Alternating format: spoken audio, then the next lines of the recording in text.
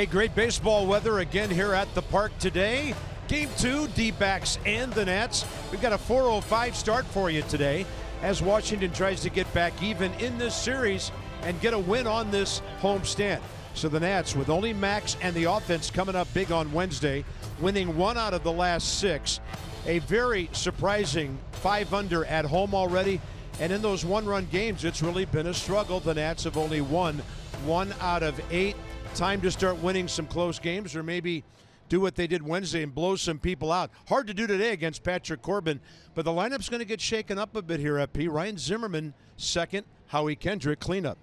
Well, I like the fact that Ryan's hitting second. You might see some fastballs with Trey Turner on first. Might take a little pressure off Ryan in the interim or driving in runs. We know he can drive in runs. And then you got your best hitter right now, arguably, Howie, hitting 303 in the 4 spot.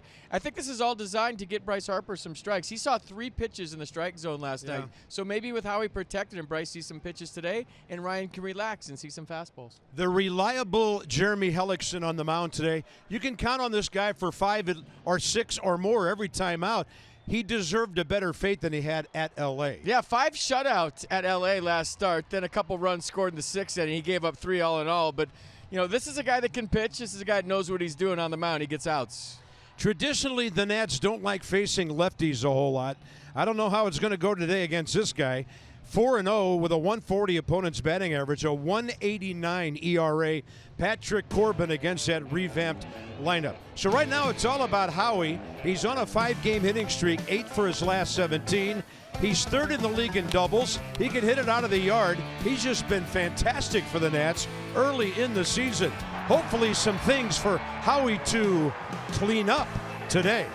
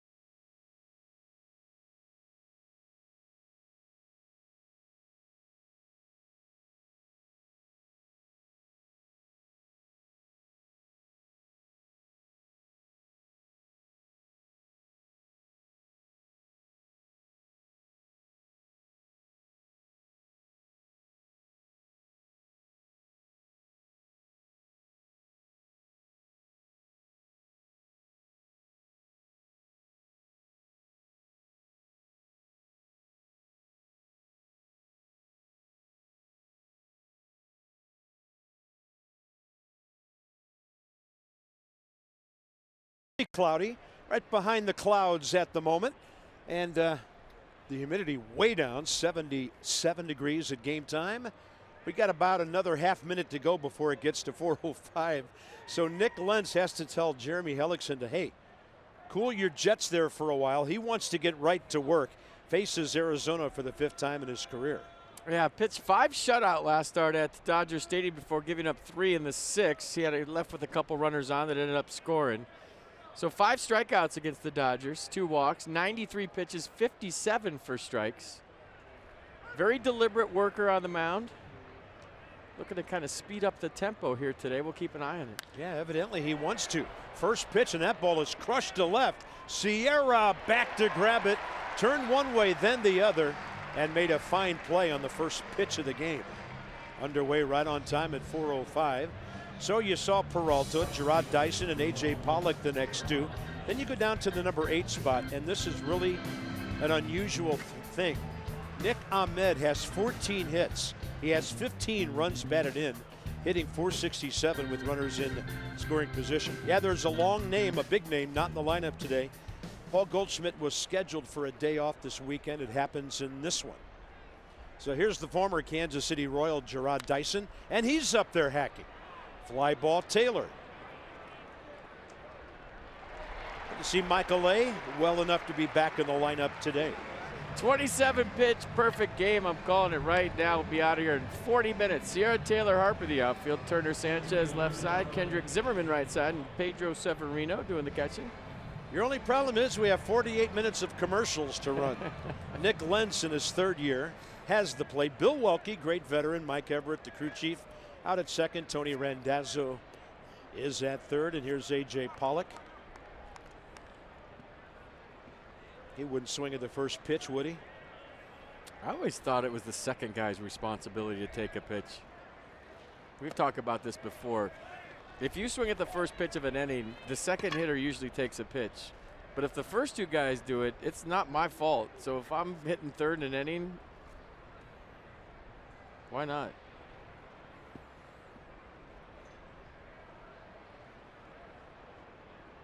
Target in as Hellickson works with Pedro Severino today, and that's a great call to get for a strike. Pollock looked back in a bit of surprise. Thought that ball was under his hands off the plate. And it was.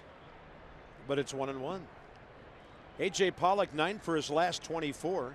7 runs in 6 games.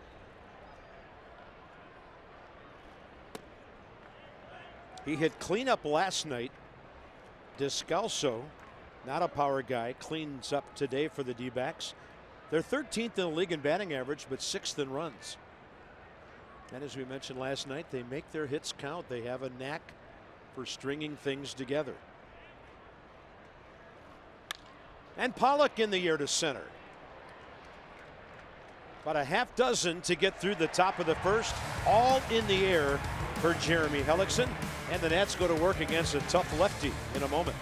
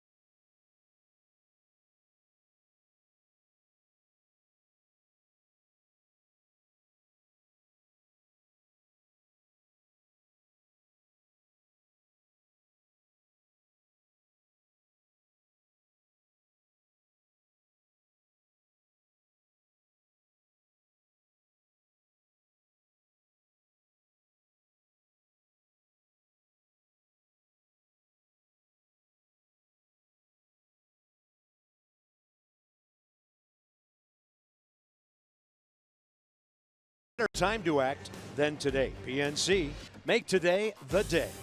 And by American Standard Heating and Air. Find your local independent American Standard Heating and Air dealer at midatlanticcomfort.com. 1.7 miles to the north of us, the Capitol looking fantastic. Here come the Nats, 7th in the league in hitting and runs, 5th in homers. Howie Kendrick becomes the cleanup man. 5-game hitting streak, 9 doubles, 3 homers, and 6 career hits against Patrick Corbin. The best Nat in that category today, with Ryan Zimmerman batting second. Corbin throughout his career about a 500 pitcher, but he's found something this year that has elevated his game. Yeah, fastball, slider, occasional curve. Doesn't really throw the changeup a whole lot, if ever. Fastball averaging 92. Slider, get this, he throws it 38% of the time, but it's only a strike 22%. So a pitch that if you can recognize, which is a lot easier set up here than done down there, you want to lay off because it's rarely a strike, the slider from Patrick Corbin. Trey Turner faces him for the first time and tries to lay one down. Yeah, Corbin named NL Player of the Week for April 16th to 22nd. He was 2-0 that week with a 1.20 ERA, 19 strikeouts and 2 walks. 4-0 on the season. Career record 49 and 47. Trey Turner swings through a breaking ball, and that's the first out of the game for the guy who's second in the league with 49 strikeouts. Defense for the Diamondbacks, Peralta, Pollock, Dice in the outfield, Ahmed Marte up the middle, Descalso, Walker at the corners, and Alex Avila behind the plate.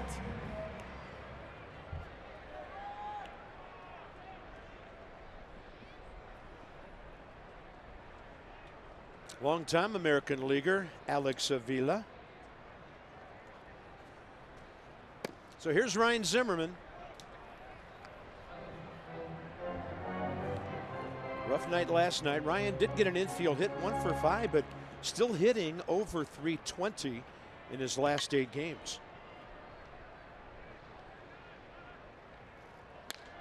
In the air to right, Gerard Dyson. Hitters on the attack early in this one. And now it's lefty-lefty. Should be some kind of matchup. And Bryce has had 3 out of 7 career against Corbin.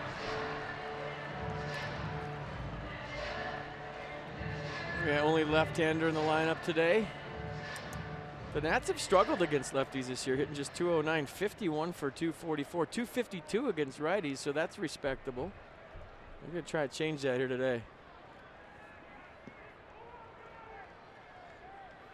Let's see if the Kendrick effect has anything to do with this at bat. Howie on deck, and you talk to folks who cover the D-backs on a regular basis. Howie Kendrick's been killing them for years with the Angels and the Dodgers. So Bryce takes ball 1. He's been on base 12 games in a row. Target away from Avila. He missed on the other side of the plate, but it got the plate for a strike. No, it's so tough for Bryce right now. I saw 3 pitches in the strike zone last night. So what do? We talked about Barry Bonds' record, 39 walks in March and April. He's got 34 this March and April. Do you just take your walks? I mean, it's a fine line. Harper base hit.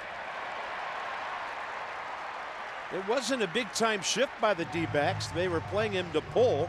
Hit it hard, found a nice hole. And he's 4 out of 8 career against Corbin. Well, I'll tell you what, I don't know if it's the Kendrick effect, but he saw 2 strikes in his first at bat. He only saw 3 all night last night. So Bryce Harper beating the shift 1 for 1.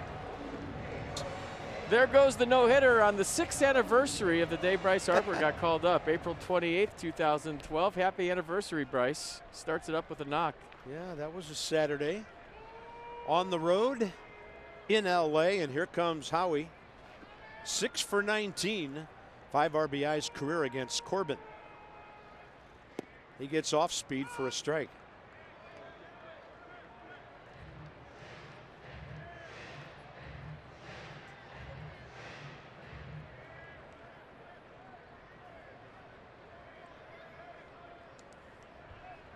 Harper out to a pretty good lead. Christian Walker holding him.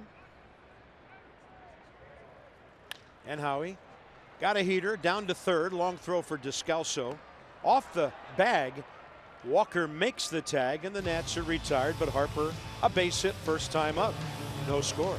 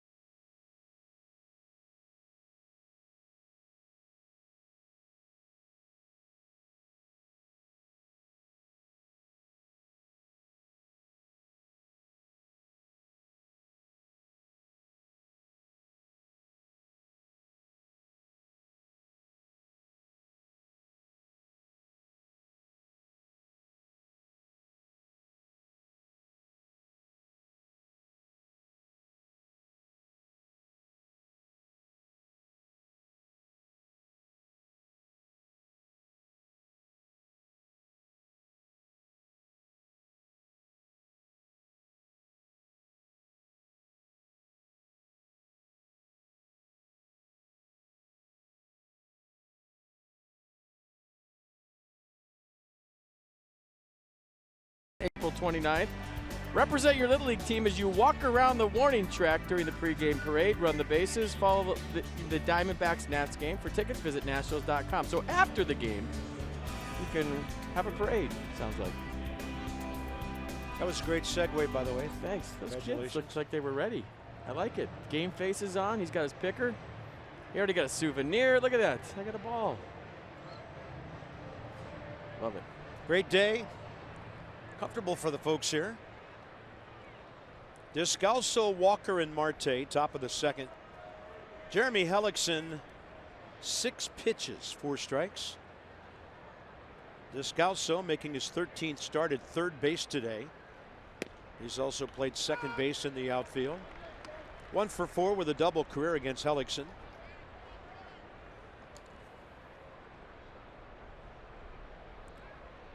Walk scored a run, drove in a run with a double. Another with a sac fly last night. He was important for them. And the count 0-2. Christian Walker to follow, then Ketel Marte here. D-backs are 18-7, a 4-game lead over the Rockies, who've won 3 in a row. The Nats, 6 back of the Mets after they won last night in San Diego. That's a line drive on a hop past Howie Kendrick.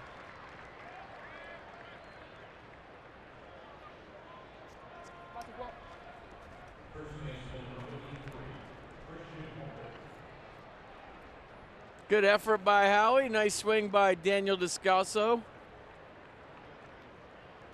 He says he's hitting 197. I don't believe it. Every time I see the guy, he gets a hit. He might as well be hitting 700. Somebody's getting him out. He's one of those guys they used to call a pepper pot. I think as a player, Carp, you have confidence against a ball club, and your numbers are relevant in that series. For a small sample size, when you feel good against a team and you've had past successes, it gives you confidence out of nowhere. Christian Walker, 26 years of age, and to go with 26, how about 4.63? Nats turn their 15th double play of the year. Kendrick and Turner in good fashion.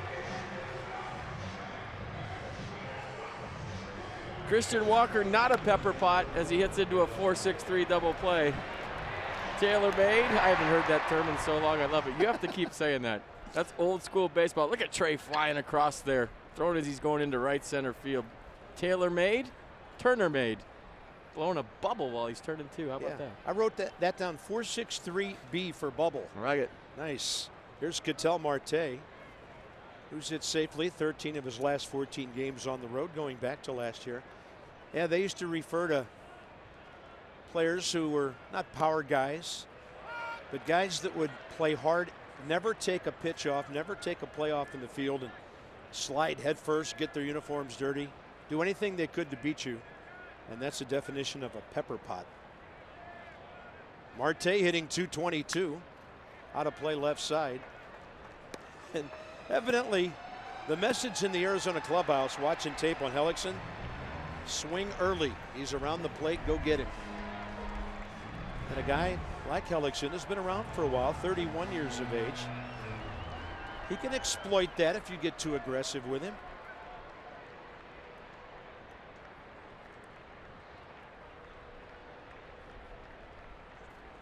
Marte from the left side, 179. It's good looking 0-2 breaking ball, didn't miss by much. Close. A pepper pot is a player who possesses great speed and quickness, as well as the ability to mix it up at times with a body check or rough play. Body check. So yeah. A hockey player could be a pepper yeah. pot too.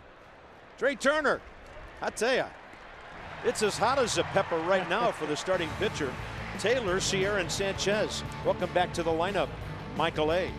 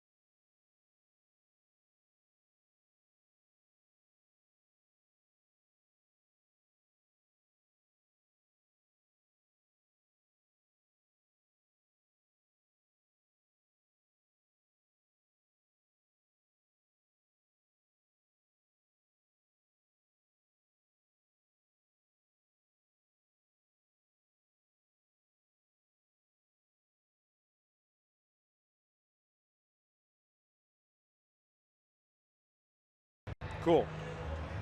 Inside the Numbers, always presented by PNC.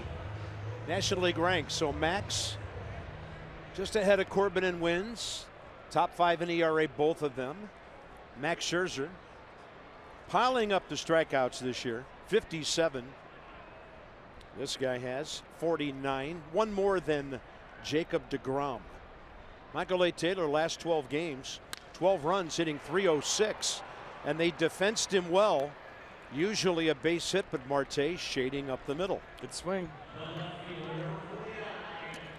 Good swing. Sierra next. That's why it's hard to get hits on grounders nowadays. You hit it perfectly right back up the middle where you're thinking, and there's someone standing there. That's why everyone's trying to hit fly balls.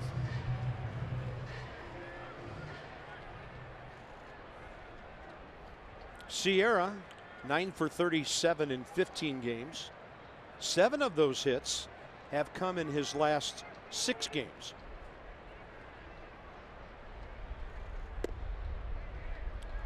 So the lineup is done with guys who have faced Corbin before.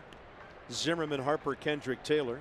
Sierra, Sanchez, Severino remaining in front of Hellickson, and they get a look at this guy in person for the first time. Check swing, a foul, 1-1.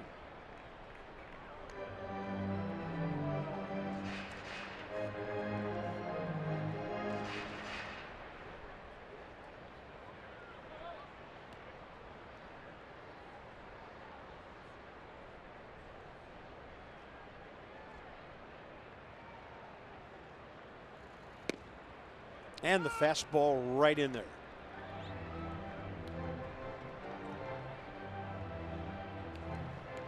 Corbin, originally drafted by the Angels, traded to the D-backs in 10 in a deal that involved Dan Herron, former Nat. And on a hard breaking ball down and in, Diamondbacks thought they had the strikeout. Bill Welke said no. So hard to pick it up. If you think about Clayton Kershaw's slider, he doesn't throw for strikes very often either, but you know that's not how you take it or swing at it. It's recognizing it, and it's hard to do. He will paint the inside edge with that heater. And Corbin's second strikeout today. Yeah, all these that are close, if it's in the box or not in the box, you know, I used to argue close ones too, but my theory was if it's close enough to call, you got to be hacking, even though that was a tough pitch. Here's Sanchez. Adrian 2 for 8 with an RBI in 2 ball games.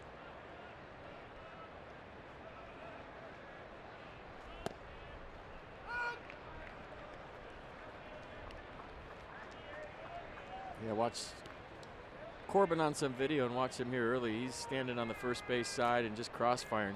Seems like the majority of pitches are in.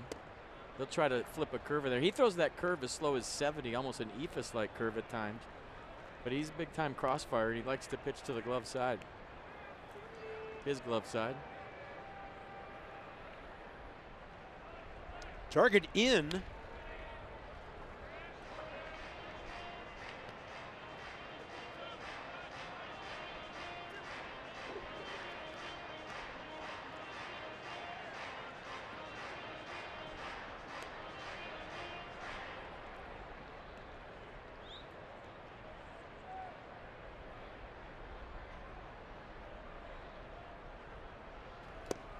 Hard breaking ball down and in.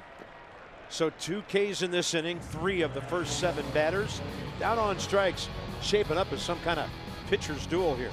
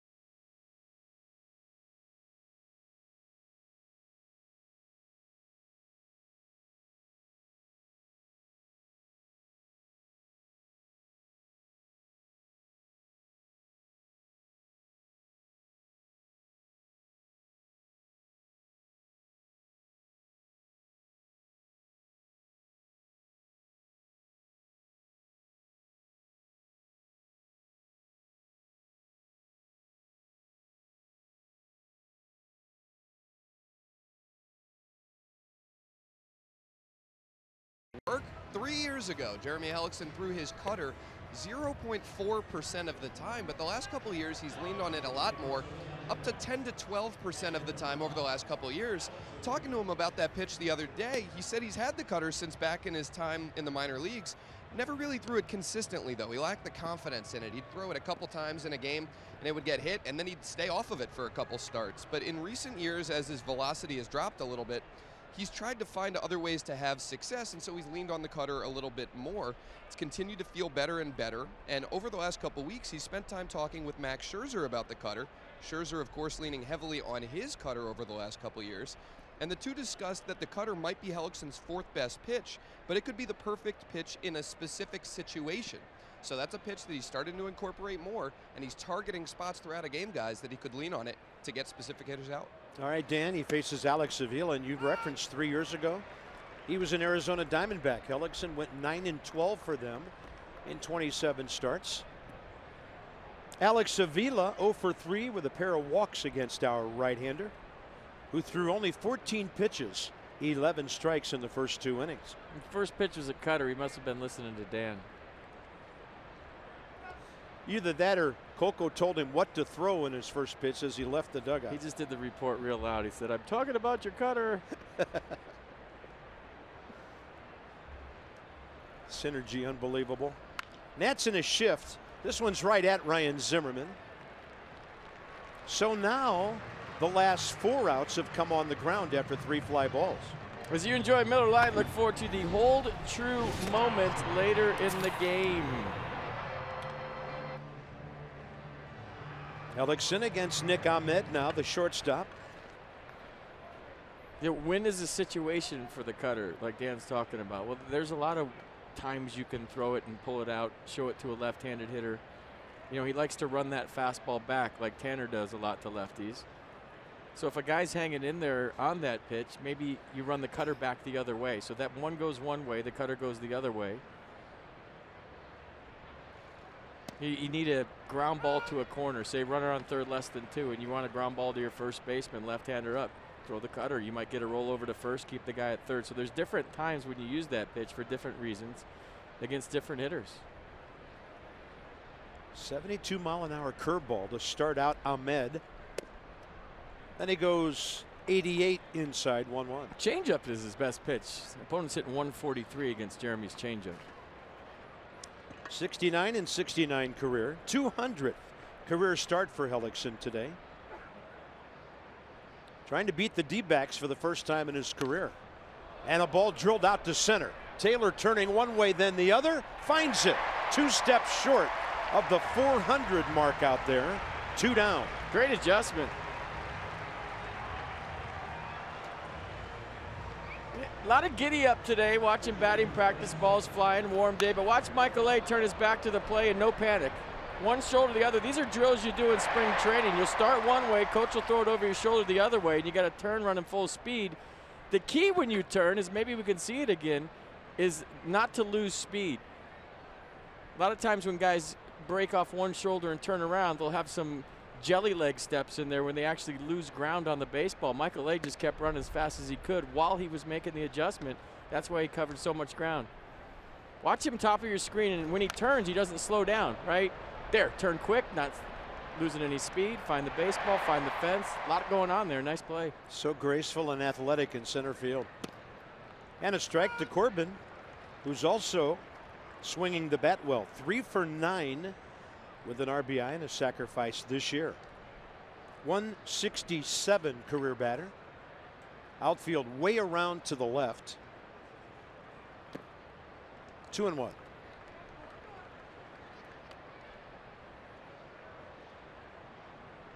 Yeah, he just made a real hard play look simple. That's how you know. That's how the good ones, I should say, separate themselves. They make tough ones look easy.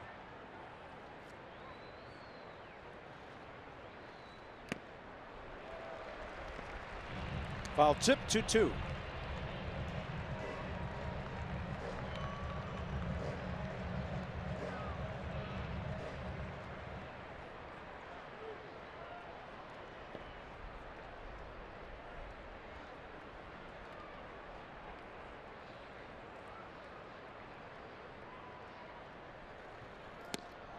So Hellickson, a base hit to Descalso starting the second.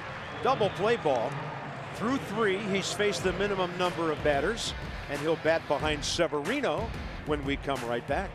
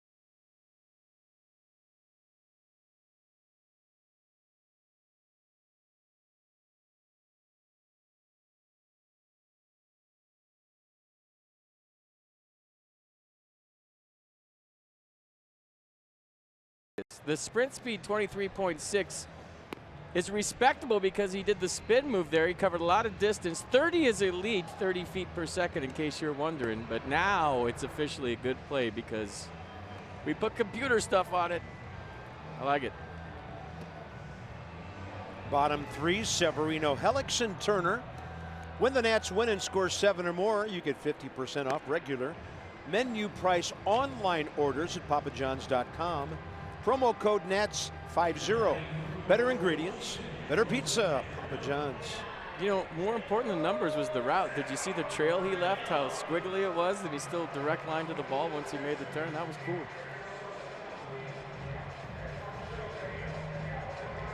Pedro Severino, 11 for 46, hitting .239. Playing in his 16th ball game.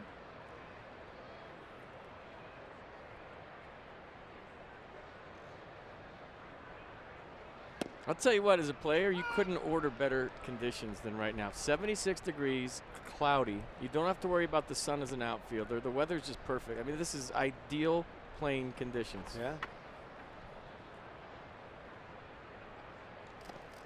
Got him. Got him. He's going down to first. Yeah, the other people who love conditions like this are camera operators. What they call nice flat lighting.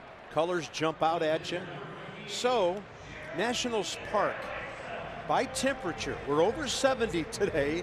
So last season, that was almost 7/10 of a homer more per game since '08. Plays about a half homer more than it does when it's cool. So we are across the threshold here. Great opportunity now for Hellickson to bunt a runner ahead. He's got 15 career sacrifices, and Descalso is sprinting in from third with the pitch. He can handle the bat. Don't be surprised if he pulls back right here if Descalso charges that hard again. He can really swing it.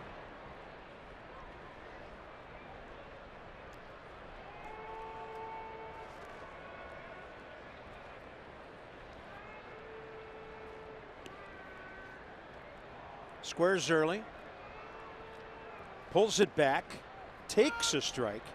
Now it's 0-2.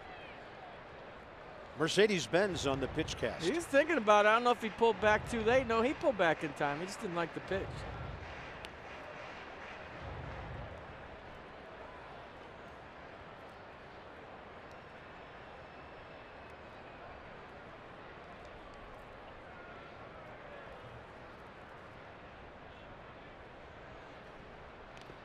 And he bunts it foul into the strikeout.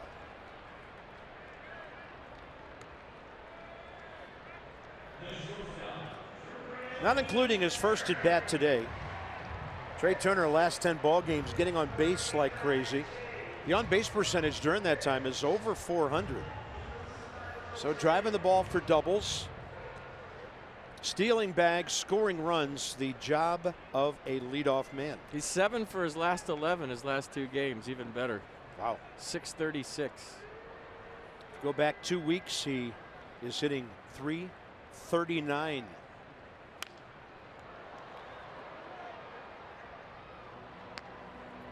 We saw the difference he made last night when he got on base in front of Howie in the 3rd inning. Led off the 3rd with a single. Then Howie saw 3 fastballs from Zach Godley, who throws all curveballs, because Trey was on first.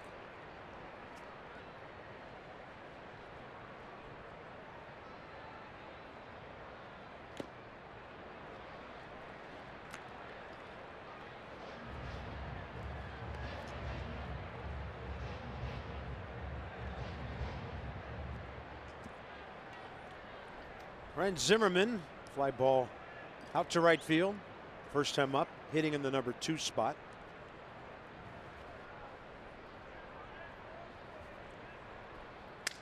Turner broken bat, and it's a couple feet to the left of the bag. It sounds counterproductive, or the opposite of what you would think. But against a guy, especially a lefty, that's throwing the ball into righties, I was told by a pitching coach a long time ago, crowd the plate against a guy like Al Leiter that throws cutters in. Why? Doesn't make sense, right? No, get off the plate. He's throwing you in. But if you crowd the plate, you take away the window of opportunity and that comfort factor of throwing it in by kind of hanging out over the plate. Now, if I'm Patrick Corbin, I'm standing on the plate, there's no window to throw the ball in. I don't want to hit you. So even though it's hard to get to that slider in and get to that fastball, then sometimes getting on the plate against guys like this actually makes them feel uncomfortable. Interesting. Targets way in again. From your observations of baseball now as a broadcaster, way up here as opposed to when you were playing, do you see guys move around in the box much anymore? No. Seems to me everybody stays where they always are. They don't move up for a change-up guy or a knuckleball guy. They pretty much stay in the same place.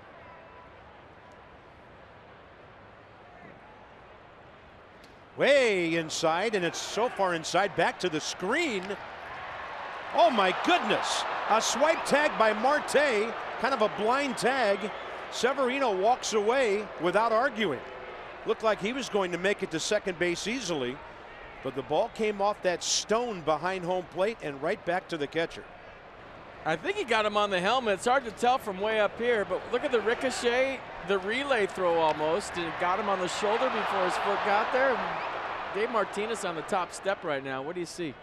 Yeah, got him on the shoulder before he got there. How about that? Barely. Great tag by Marte. Great play by Alex Avila. That's just to hang with him.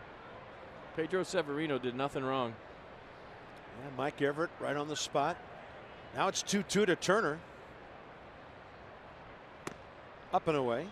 But to your point, Carpin, your question, it's just a preference thing, personal thing. I don't think guys move around that much ever. I think in and back more, in toward the plate and off the plate more than up and back. Okay. Off speed. Threw him a curve on 3-2. We'll see if that turns into a double. Ryan Zimmerman, number 2 in the lineup today. Dan has more. Bob, Davey Martinez opting to just shake things up a little bit. That's his logic for moving Zim up to the 2-hole and Howie Kendrick down to the cleanup spot. Said that Zim sees the ball well off of Corbin, so that's a factor there as well. He approached Ryan about it after the game last night. Said, hey, are you okay moving up to 2? Ryan said, yeah, I'm good with it. So just opting to shake things up, give the lineup a new look. Something he intends to do kind of frequently if things aren't working too consistently. Went the other way first time with a fly ball. Turner 10 for 10. I mean, he didn't care where he hits. This is a guy who hit 6th or 7th a couple years ago after hitting 3rd his whole career. He just wants to win. Wants to get going.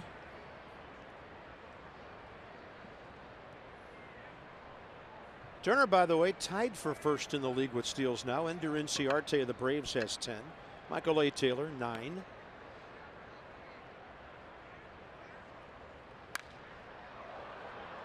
So Ryan's got an opposite field approach going against this tough lefty so far today. Nice play down there.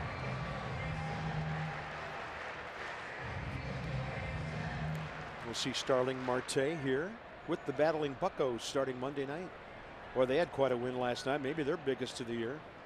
Came from a 5-0 deficit, 3 in the ninth, beat St. Louis at home in extra innings. And the Pirates have won 3 straight. They're 15-11. 1-1. Back. As long as you don't holler it and startle us. I'm just going to keep saying it. I can't help it.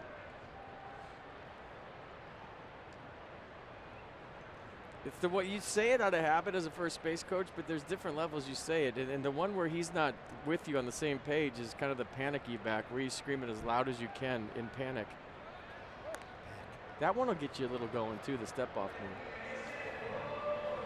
You know, it's like you calling a home run. It's the tone of your voice as a first base coach on whether it's an emergency or not on the back. Got it.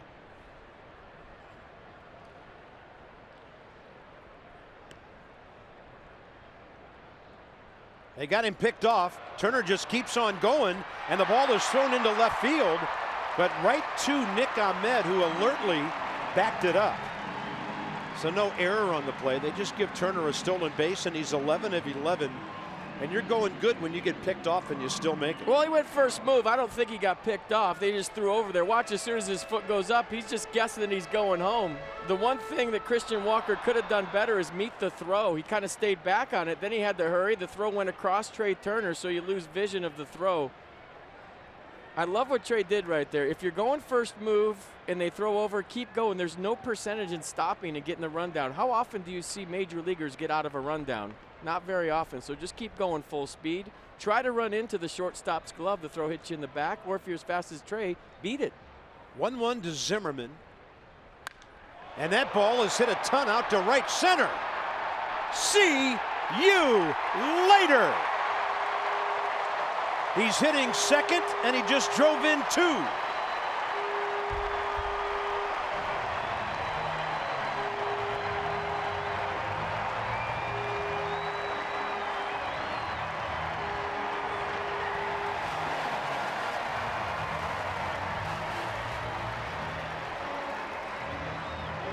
Skipper's feeling good on the top step, isn't he?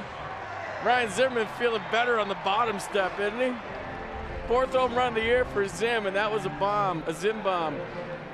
407 feet, 103, and hitting behind Trey Turner. Guess what he got right there? A fastball. By design. Nice move by the skipper, nice swing by Zim. And managers will tell you all they can do is put guys in a place where they can succeed, and both things happened right there. Front door curveball to Bryce's strike. So Ryan Zimmerman, his 255th career home run. We told you in an opposite field approach, flight out to right, hit a foul ball the other way, and did he get that one?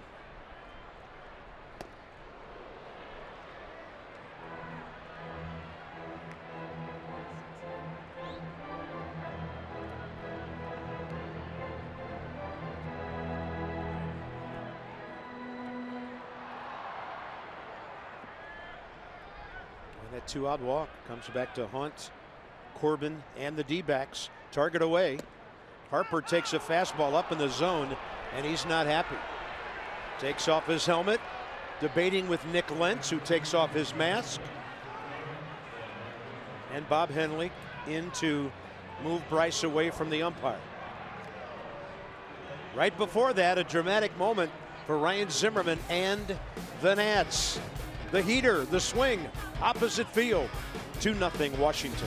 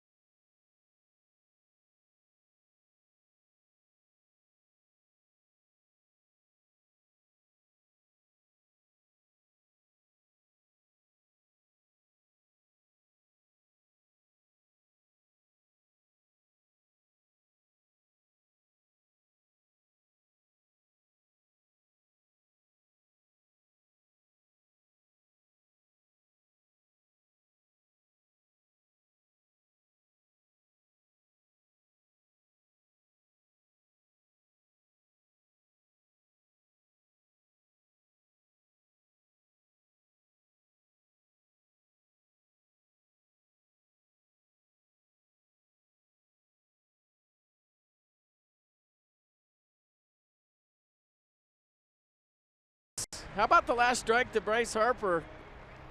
It's in our pitch cast box, but I like the way he handled this whole thing with home plate umpire Nick Lentz.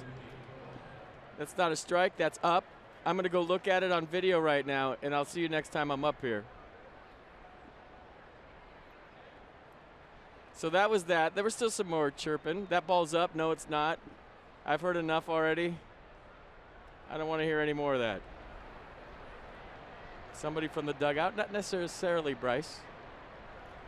All right, Hellickson has a lead to work with. Peralta, first pitch of the game, fly ball to left. Pretty deep to Moises Sierra.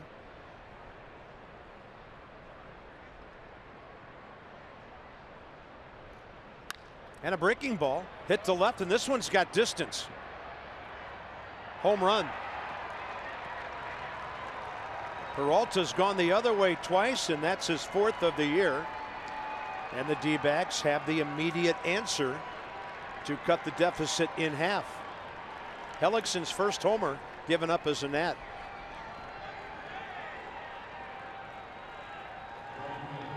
That curveball just stayed up there for a second too long, and a nice approach by David Peralta going the other way. Told you the ball was flying here today. We showed you the stats on 70 degrees and above in this ballpark. And that one just sneaks out, and an answer, like you said, Carp, by the Diamondbacks, who did that twice last night. They did. Here's Gerard Dyson. Sanchez shallow at third. This guy can bunt, he can fly. Even though he's hit 3 home runs, actually 2 home runs in 3 games. That was coming into the series last night, not known for his power.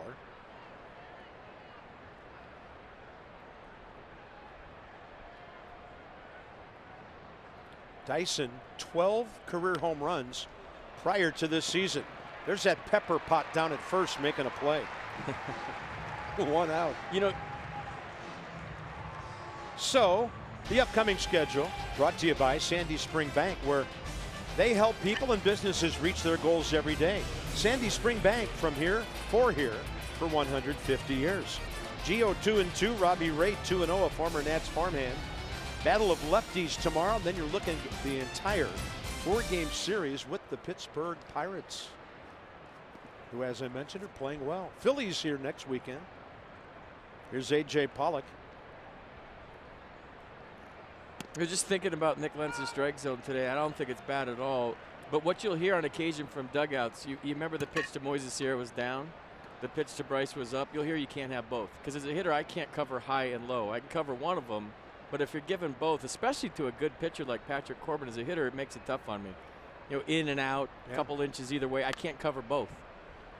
So you'll hear guys in the dugout say one or the other, high or low, but he can't have both. And if he has both, for me, it's going to be a tough day. So I think Bryce's argument there was that, hey, it might have been a strike, but you've been calling the pitch down all day too, and I can't cover both of those.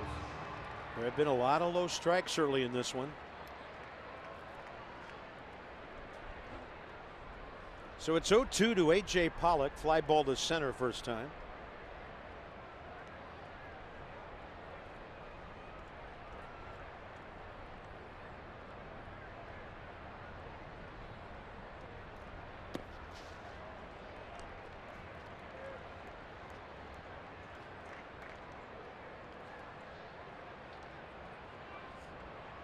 I think that I'm going to go look at it approach as a hitter is such a smart thing to say, because you can walk up there next time and say, hey, you're right, my bad.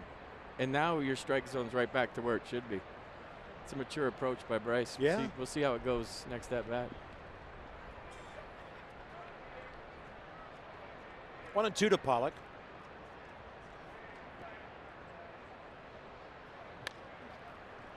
Slow roller. Bare hand. Well played. Sanchez throws him out.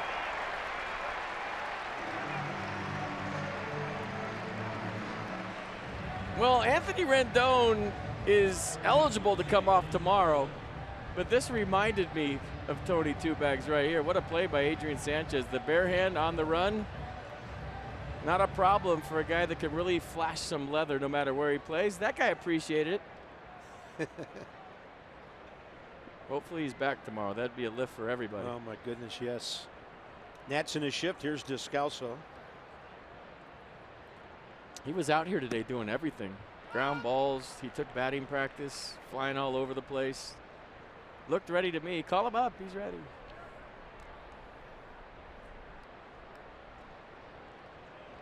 Sanchez, the only man on the left side of the infield.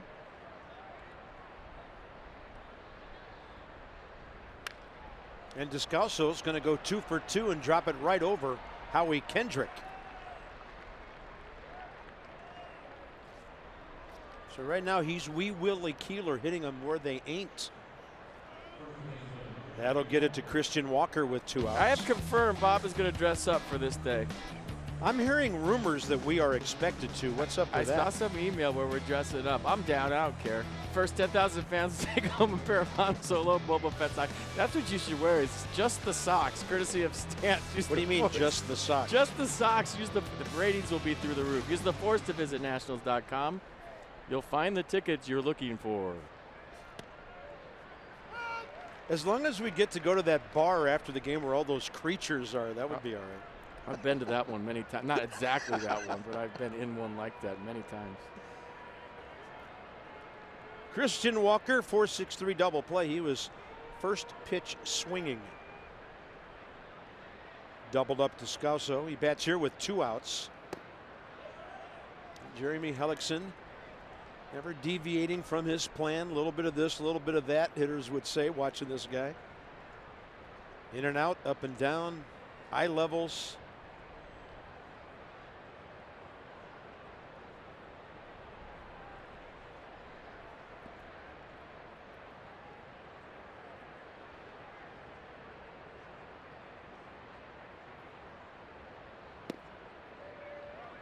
Must have been low. 2-1.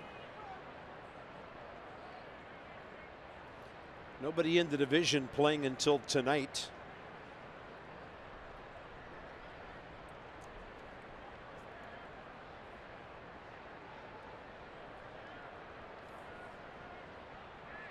And a 2-1 with 2 outs instead of throw over. Braves up in Philly again. Fultonevich against Nick Pivetta. And the Mets are throwing Jason Vargas at San Diego late night.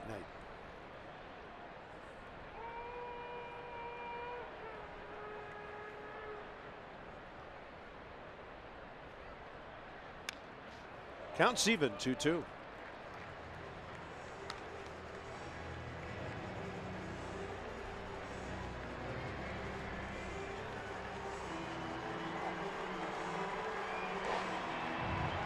Walker, a former Oriole, was with them for short spells, totaling just 13 games in 14 and 15. D-backs got him in a trade for cash with the Reds. And a 2-2 pitch. Front door, and it stayed inside. Now Descalso gets a head start as Ryan Zimmerman looks into the first base dugout. Looks like he's going to hold him.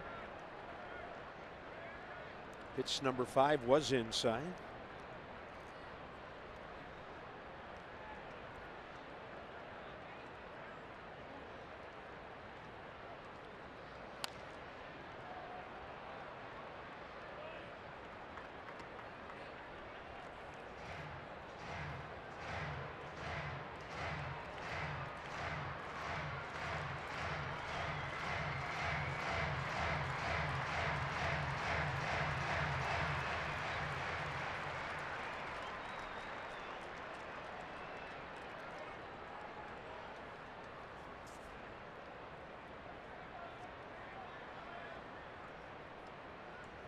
Short lead by Descalso. He's on the move again.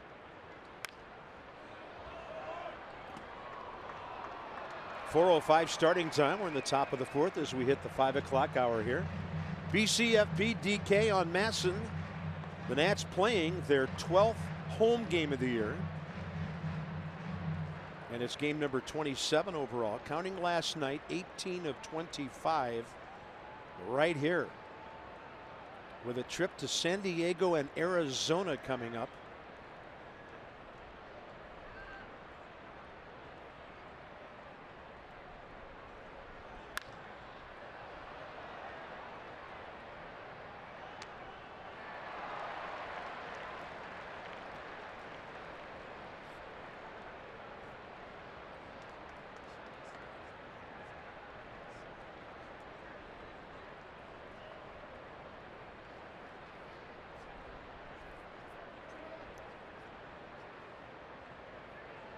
So pitch number 9 coming here.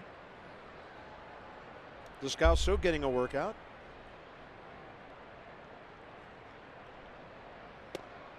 And the walk drawn. A good at bat for Arizona by Christian Walker. We'll get Ketel Marte to the plate here in the 4th. Hellickson first walk.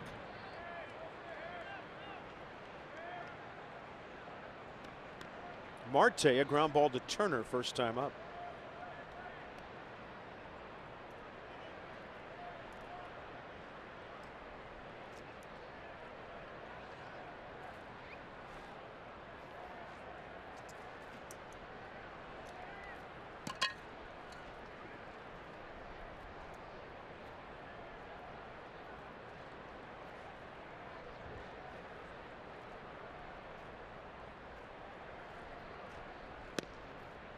Strike call, outside edge. Yeah, I'm looking at Jeremy Hellickson's career through the order. And the 3rd time through, the average goes up, and so does the OPS. First 2 times, 239. Second time, 242. Third time, 274. So not a drastic jump 3rd time around, even though this is the 2nd time, toward the end of the 2nd time. It's when you start keeping an eye on certain guys in certain situations. That is to the right of Hendrick. Howie plays it well. Kendrick to Zimmerman, and a couple stranded by the D-backs. 4th inning of Nationals baseball, brought to you by the all-wheel drive RAV4 Toyota. What drives you? Visit buyatoyota.com for great deals. A lot of action in the team store and a 2-1 game outside.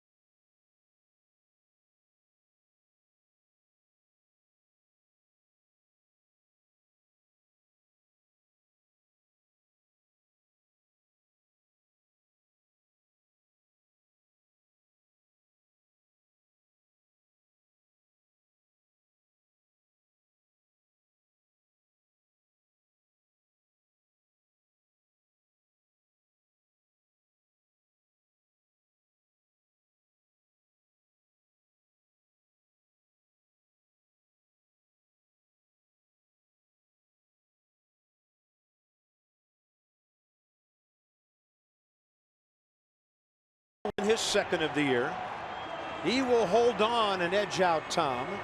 So Abe 2, Teddy 2, George 4, Thomas Jefferson 4 as far as the W's from Geico. 15 minutes could save you 15% or more in car insurance. Geico.com. See how much you can save. Nats have 4, 5, 6. Kendrick, Taylor, Sierra from M&T Bank, understanding what's important as we go bottom 4, and maybe important to answer that Arizona run and get a 2-run lead back. Howie ground ball to 3rd, first time up.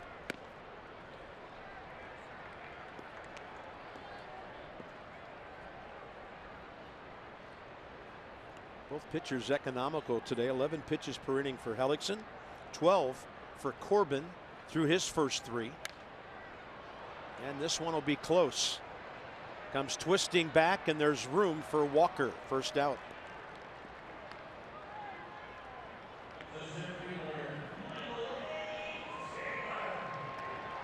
Michael A. Taylor hit the ball hard first time, but Marte is walking to the position, shaded up the middle where he took a hit away first time up.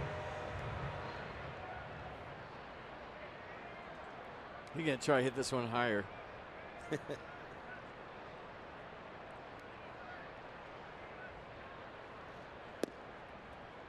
See, that's strike one, but it's a good take. You swinging that ball at the bottom of the zone. We're talking about the low zone that Nick Lentz has today. That's a ground ball somewhere. He's looking for something belt high, ideally like the one Zim hit.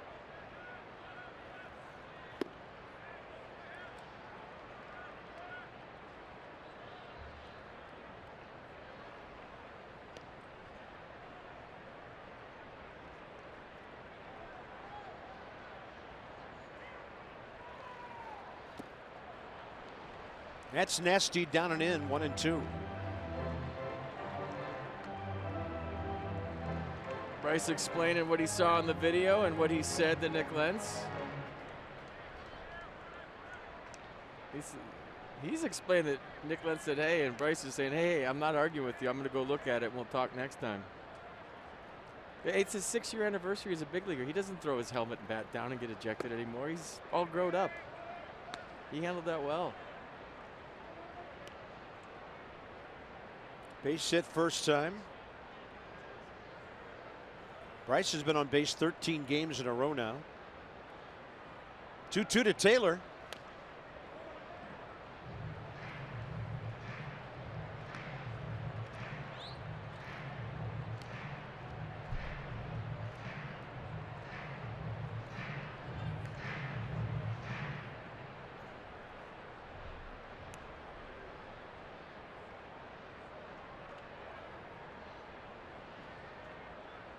Target inner edge, and he throws that hard curveball. Guess that's a slider at 82. And that's strikeout number 6. He got different speeds on the slider. He'll throw at 80, he'll throw at 79, he'll hump up on at 84. That one's just a little 82 mile an hour slider down the zone. Get you where that fastball in and then throw something slower, and it's hard to lay off. 2 strikeouts, 3 in a row retired since the Zimmerman homer. Sierra caught looking first time up. He was going up hacking, and Corbin picked it off. So that's his quickest inning of the day. We go to the 5th. Nationals 2, D-backs 1.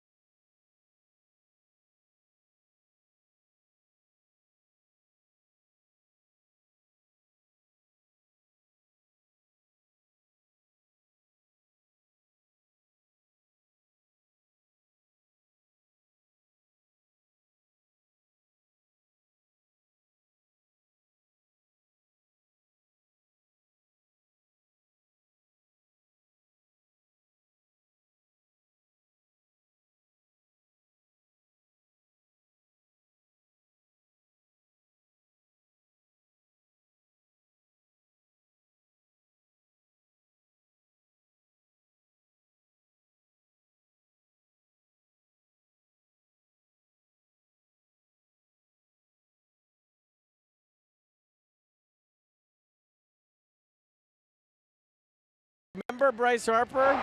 Remember he got called up? It was a full moon in Dodger Stadium. He went off the wall his first at-bat for a double. Remember the helmet came off right around first. And then this throw that the Buffalo couldn't hang on to would have been perfect.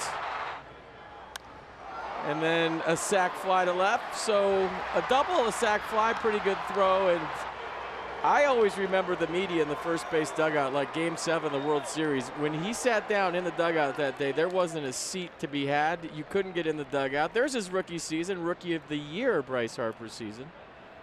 So 6th anniversary today for Bryce. I don't know what you get anybody for their 6th anniversary. Maybe a homer, I don't know. We'll see. Stay tuned. He was hitting .283 with 8 and 25 when he was named to the All-Star team. Youngest ever position player. When Bryce got called up, he was 19 years, 196 days old. for Young. Alex Avila looks at a strike. 5th inning underway. Been pretty cool to see every single at bat since day one.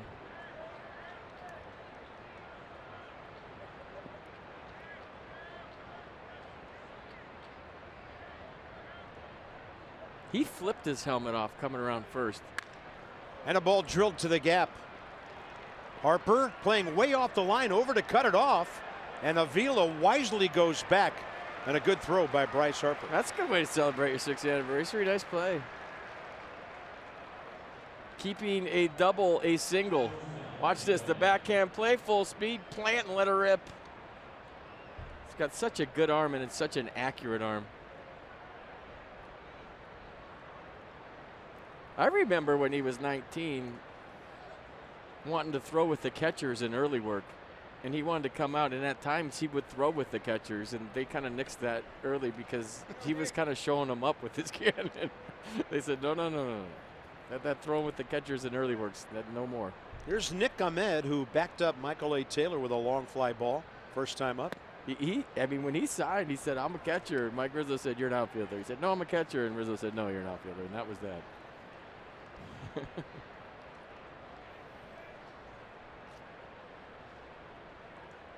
Yeah, you want him to play every day and prolong his career, right? Absolutely. I see Buster Posey playing more first right? base as the years go by. I mean, Johnny Bench played some infield late in his career. How about this? Couple of long throws around the horn, and the Nats turn 2 double plays today. That's a great play by Adrian Sanchez, but give credit to the right fielder for keeping the single intact and the double play intact. You see the in-between hop, tough play. You're playing kind of at no man's land right there, not in, not back, and you get those weird hops. But look at the soft hands by Adrian Sanchez and a tip of the cap. Easy for me to say to the right fielder for keeping that whole thing in order. Yeah, it's a term we throw around a lot, and there you see the perfect example of why you need to do that. Now Corbin struck out swinging. First time up, he takes a fastball for a strike.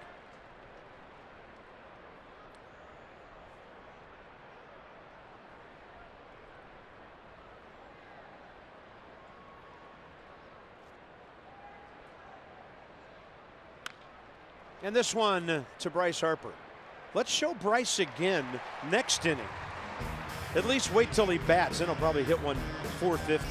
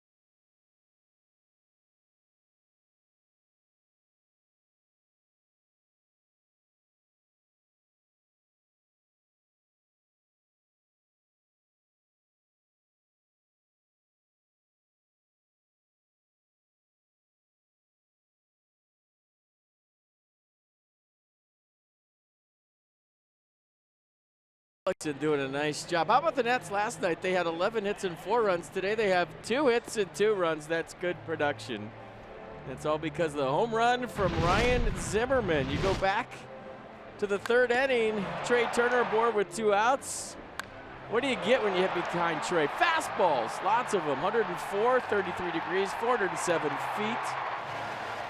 And a 2-run bomb for the new number 2 hitter, well, at least for today, Ryan Zimmerman. Washington, D.C. Lexus dealers donate $250 to the Children's National Health System for the first 200 home runs hit by the Nats this year. Lexus, experience amazing and experience your dad's sunglasses.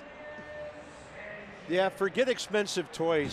The little ones play and play and play with the most simple things you'll ever figure out. You careful, you can put an eye out with those things. All fun and games till somebody puts an eye out. Those glasses have no chance of surviving this game. None. Not giving them up. Sanchez, Severino, Hellickson, bottom 5. Adrian Sanchez, who's got some pop. First pitch swinging, long way foul, right side.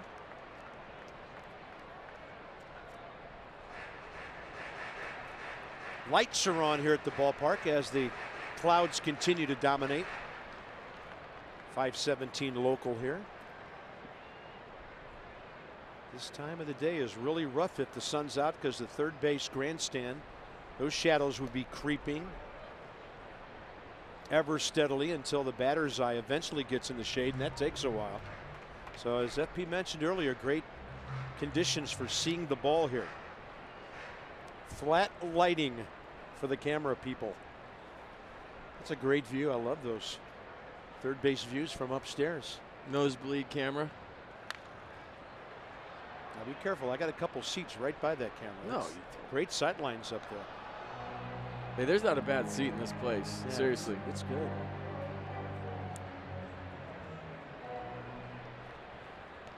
Except for possibly next to me for 81 home games. Sorry.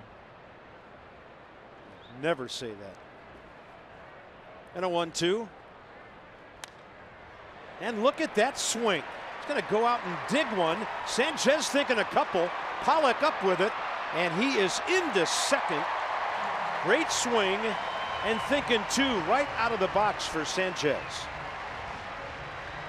That was a right-handed Freddie Freeman swing. How did he do that? First double of the year for Adrian. Watch, he takes a pitch down and in and goes cricket. And he won. A double in the right center field gap. And good hustle by Adrian, so we'll see if Pedro can move him along.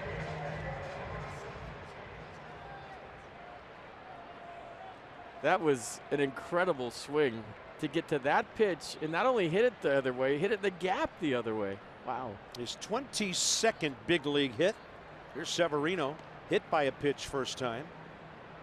And the bottom of the order trying to start a rally here. Check this out, where the pitch was and how he hit it. This is down and in. Watch the cricket swing. How did he do that? I'm telling you, that's Freddie Freeman when he goes to left center field. Hit that ball with authority. Freddie's number 5 too, so he's got that going for him.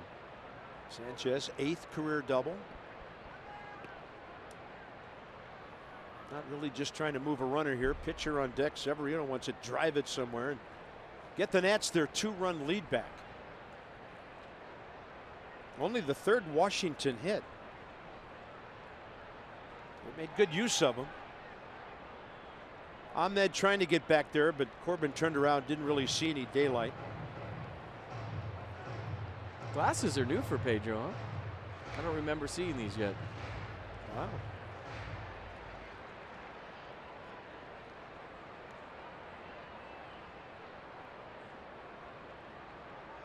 Now the sun's starting to come out.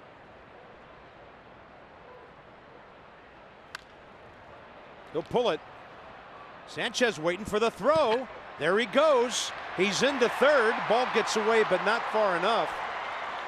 And some good instincts, and Sanchez into the bag with 1 out. So the key here as a third baseman is looking the runner back. A lot of times they'll just glance and not really look him back. And it depends on the speed of the runner, how long you can look him back. Let's see, did Descalso even look? Just a little glance. But it was a token glance, and Adrian Sanchez knew that and took advantage of the long throw. Even if you look him back for a second, it's such a long throw. You got a chance to get there. Love the aggressive base running by Adrian. Jeremy Hellickson has 13 career RBIs. Infield way in, outfield shallow.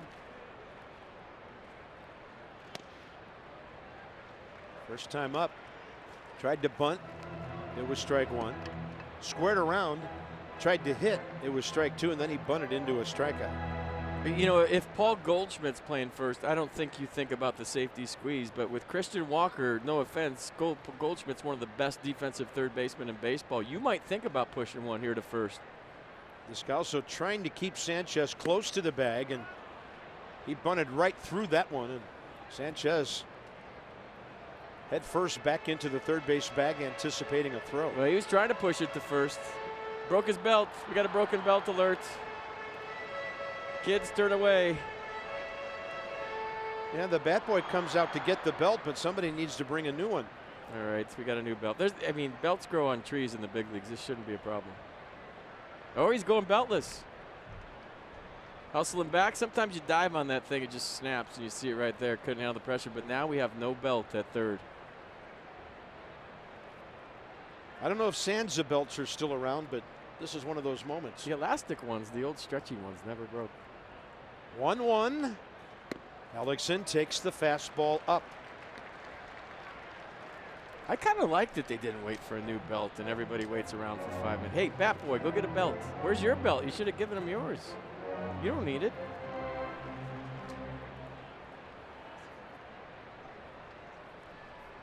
I feel like we've seen a bat boy give his belt to somebody who broke a belt here before.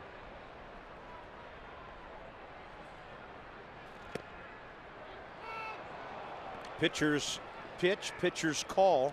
2-2 on a ball near the inside edge, if not right on the edge.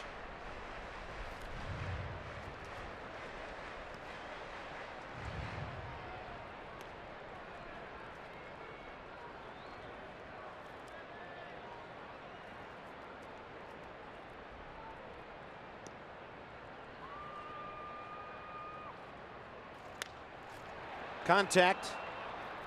That'll be a 3-4. Walker to Marte, and Sanchez had to stay. Give Marte credit for being there. A lot of times second basemen don't cover there. Your #1 Nationals app is MLB at Bat. Customize your baseball experience for every moment. Home screen icons, MLB.tv game of the day, pitch tracking, highlights, stats and news. Download MLB at Bat. It's up to Trey Turner now with 2 outs. Oh, we're good.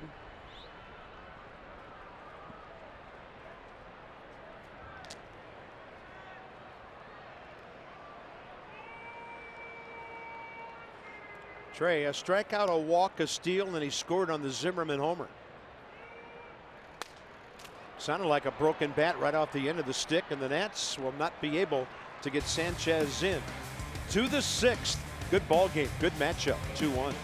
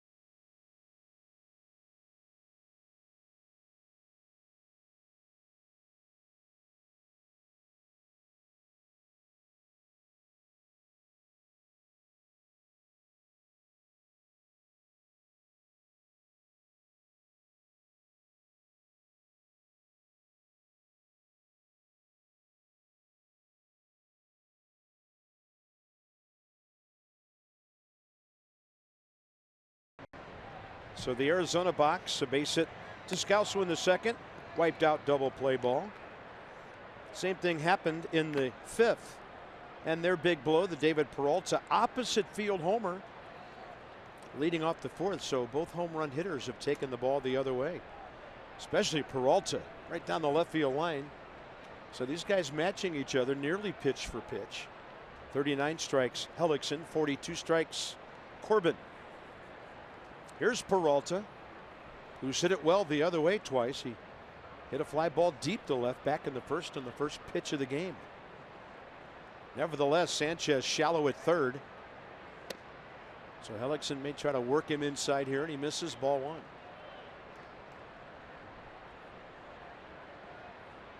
So third time through has been a little tricky for Jeremy. But today he's been on point.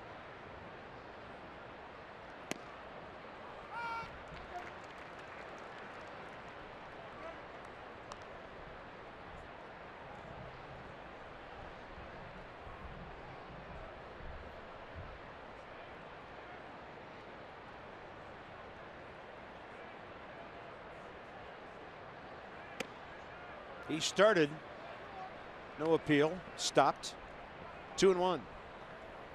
Double barrel, Sammy Solis, Trevor Gott.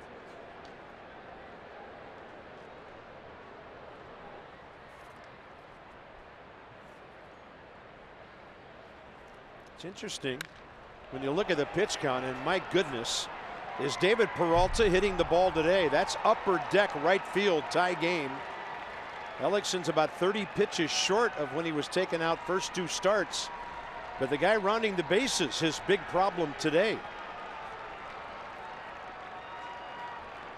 Talk about impressive homers going either way.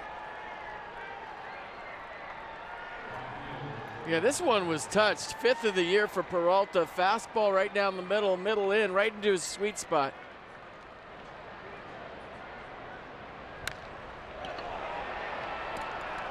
We talk about eliminating pitches and looking in different zones. You hit one opposite field one time, you're definitely looking in the next time.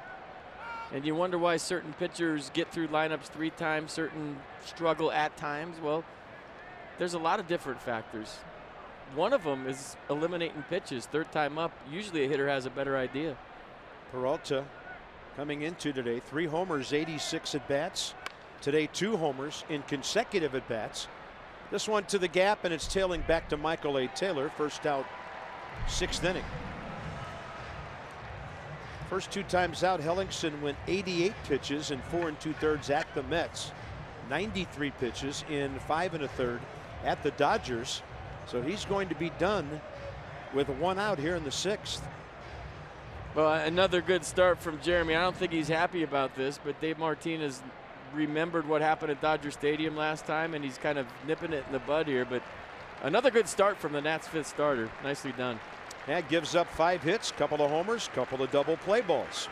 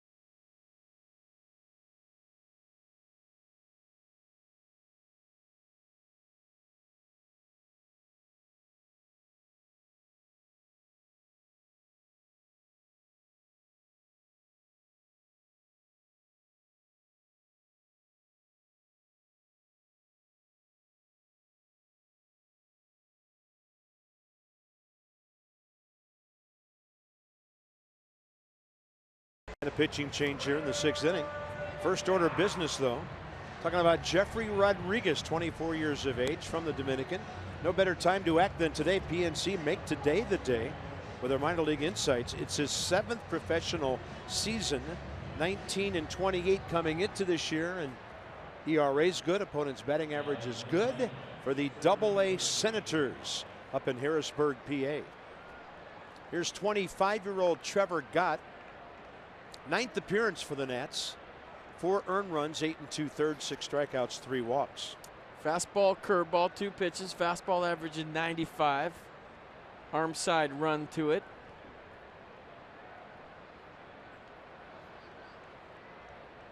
A.J. Pollock is 0 for 1 against Trevor.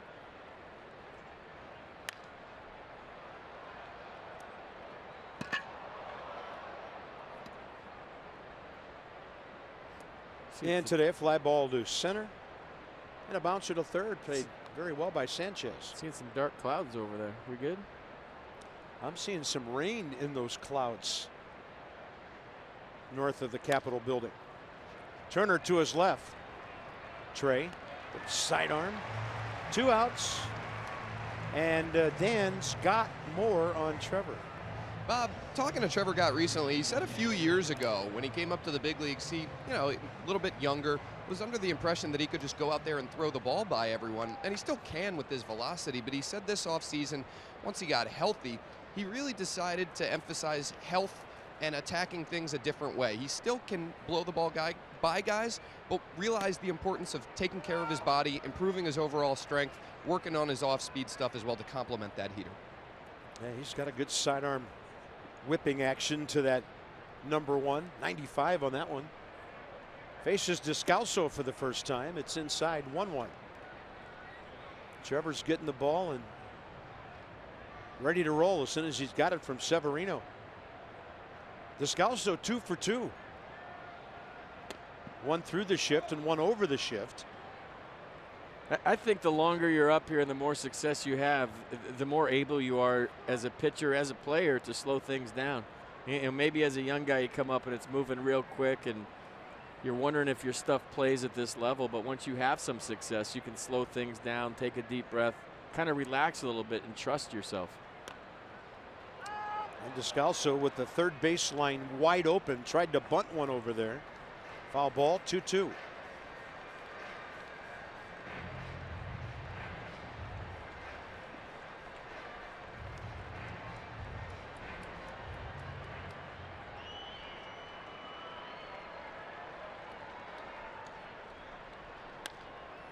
Right back to Trevor Gott. So he'll come in, get a couple of quick ground balls. Ryan Zimmerman catches the throw. He'll lead off, bottom 6, Harper and Kendrick. The big guns coming up.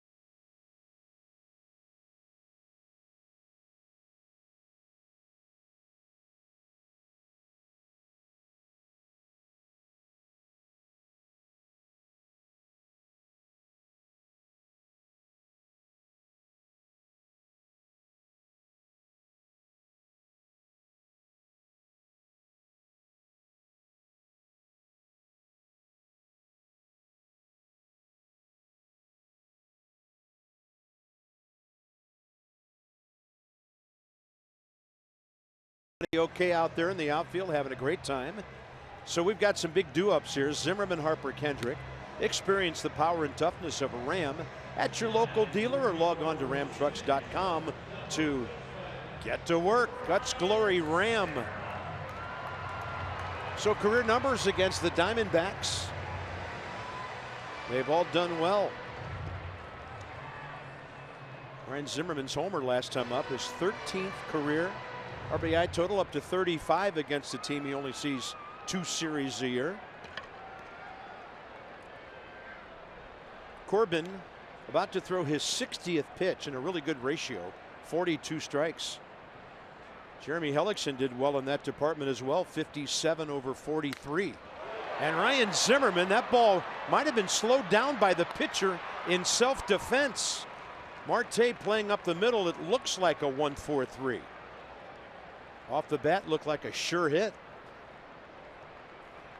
Well, especially from the center field camera, yeah, he did redirect that a little bit. Might have gotten past Marte. That was a 100-mile-an-hour knuckleball. Heads up. Yeah, Ooh. got him on the pitching end.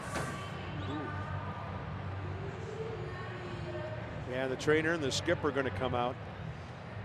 Pitchers will tell you it's kind of an instinctive thing. They just reach for the ball, and that did not look good for Patrick Corbin.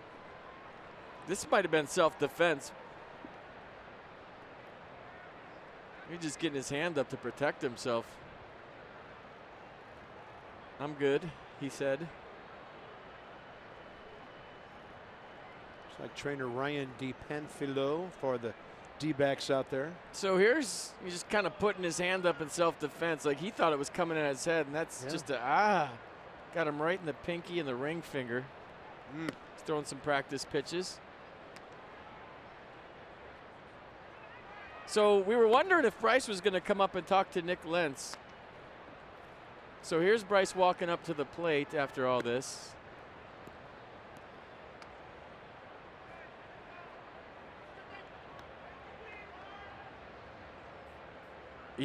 I mean, if I'm being honest, I think if I was reading his lips right, I looked at it and it was a bad call, is what I thought he said. Or maybe he said I didn't say it was a bad call. They're still talking.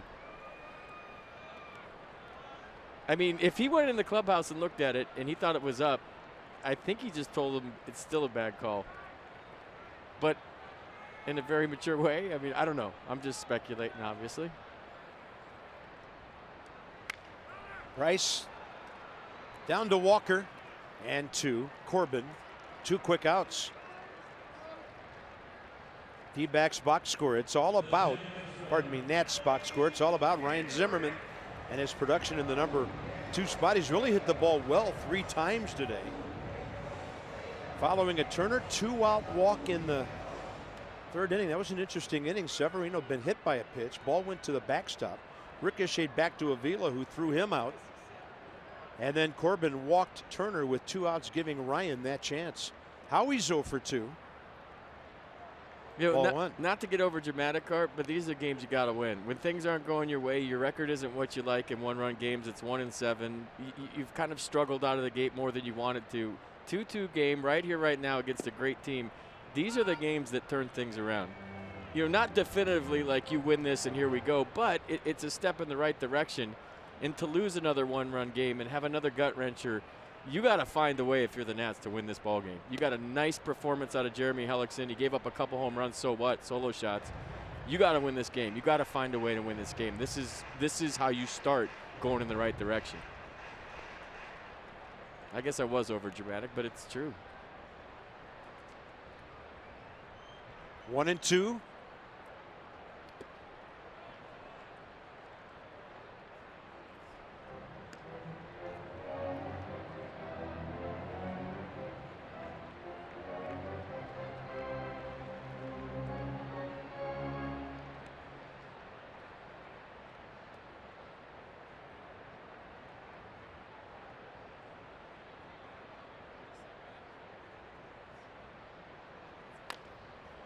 And Howie a piece of it, and then it got a piece of him on that slider diving in on him.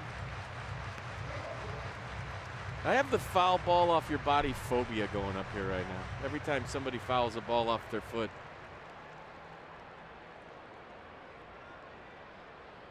Twos are wild.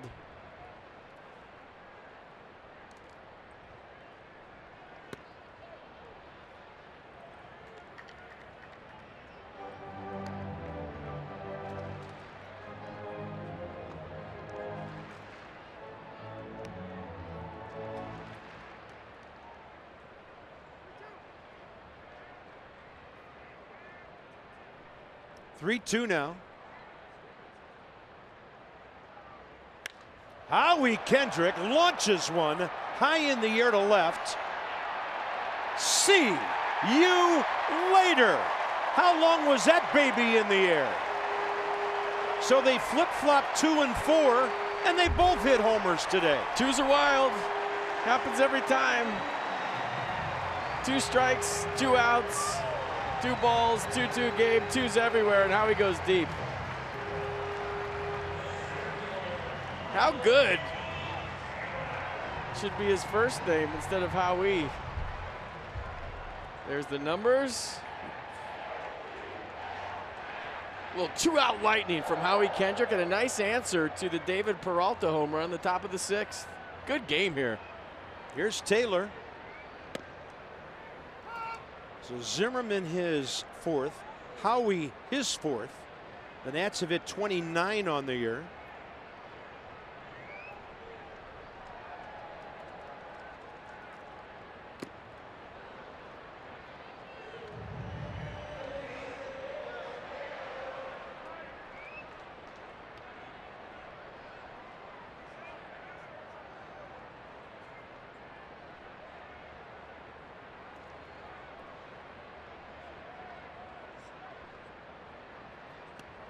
Good take, just missed.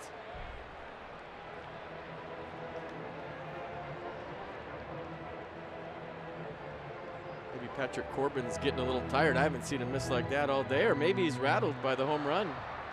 He'd given up 3 in 33 innings this year. Now 2 in 5 2/3. And Taylor, fair ball. It's going to hit the short corner and die in front of Peralta. And Michael A. Taylor has an extra base hit. He's hit a couple of homers this year. That'll be double number 6.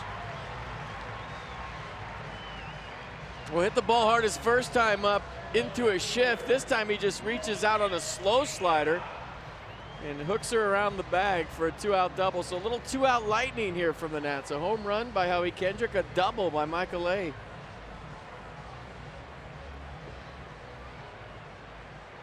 You wonder how that hand's doing after the Zimmerman line drive. A home run, a double. Or maybe just getting tired. Either way, it's at 72 pitches. I don't think tired would be a factor, but who knows? And his starts this year, he's gone 93, 98, 89, and then 100 each of his last 2 starts. And one of those was a complete game, 1 hitter against the Giants. It's like a slider to Howie Kendrick for the homer. Just caught her out front. 2 balls, 2 strikes, 2 outs, 2-2 game, gone. Home run number 4 for Howie, and a big one to give the Nats the lead. You talk about a big fly off the bat of a 34-year-old outstanding hitter, and Howie hit it a mile. Here's Sierra. He hit the ball hard last time, but Corbin picked off the 1-hop comebacker. You know, that swing you saw from Howie is what he worked on all winter with Kevin Long. They worked together on catching the ball out front, turning on the ball more. He's got the patented right center swing. That's in his DNA. It's what he's been doing his whole career. But they've been working on turning and driving the ball, and you just saw the results right there.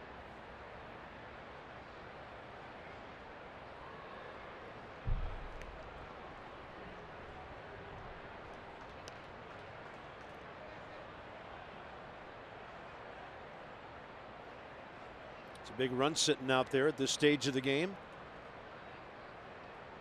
Sierra's driven in 4. He's hit 9 career home runs. And that one just breaking right into his body, and he's going down to first base. Corbin's done. Whether it's his hand or he's fatigued, it seems like he's done. It's his second hit batter today. Sanchez next.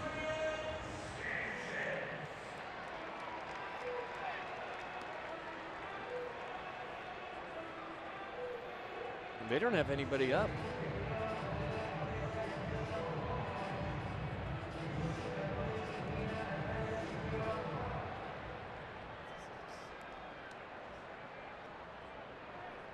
Sanchez a double last time to right center.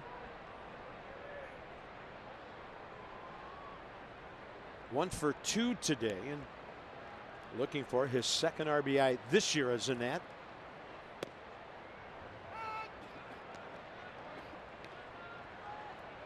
Last year he had 19 hits and drove in 11 runs in 34 games. I mean, you look at this inning, Zim the line, drive up the middle. He tried the barehand or tried to protect himself, and you wonder if those fingers are hurting him. So when I said he's done, I just think there's something going on with his hand. Nothing about his ability. I just think that hand's hurting him. Paints the inside edge there, 0-2.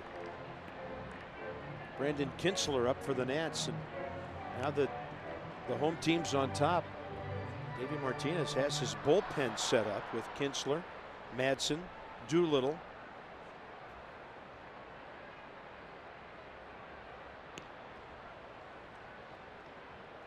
Swing and a miss, struck out Sanchez on 3. Big fly by Howie Kendrick, his 4th of the year. By the way, it got him a 6-game hitting streak. He's now 9 for his last 20. And that towering drive put the Nats back on top.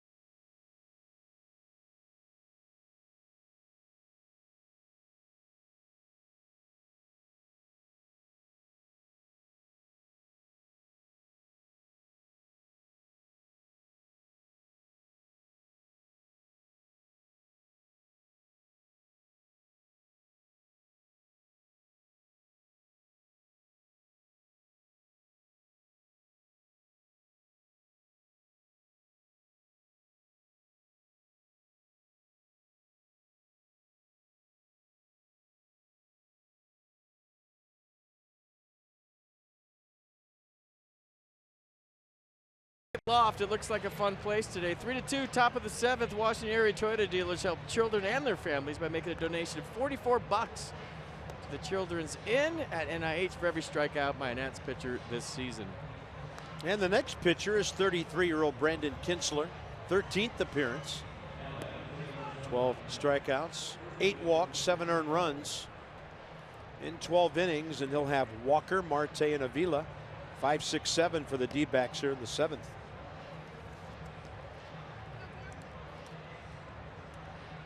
Jeremy Hellickson threw 57 pitches, 43 strikes, couple of solos to Peralta, really the only blemish on his day. Got a couple of double play balls and a very solid 16 outs for him. Well, the shutdown inning's been elusive for the Nats lately. They need one big time right here from Brandon Kinsler and his friends. These two match up for the first time. Walker a double play ball and a walk. Looked like he started. Bill Welke says no swing, ball 1.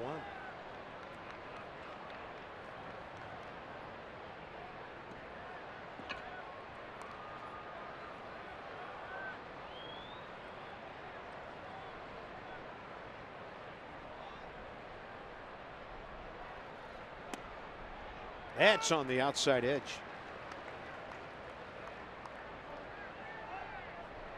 Check out the frame by Pedro Severino right here, sticking the landing. Watch him just pull it up subtly. Boom. Makes it look like a strike. Borderline pitch goes the Nats' way. Nice frame.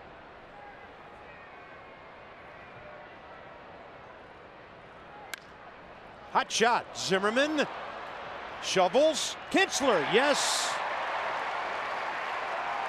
Brian Zimmerman did not panic. Kinsler got over in good fashion for a tough first out.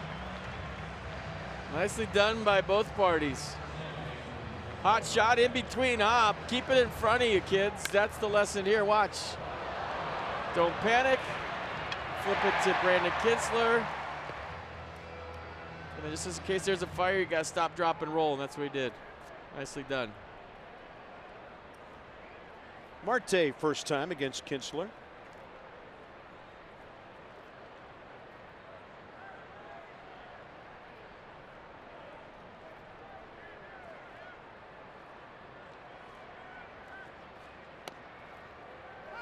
Another good frame.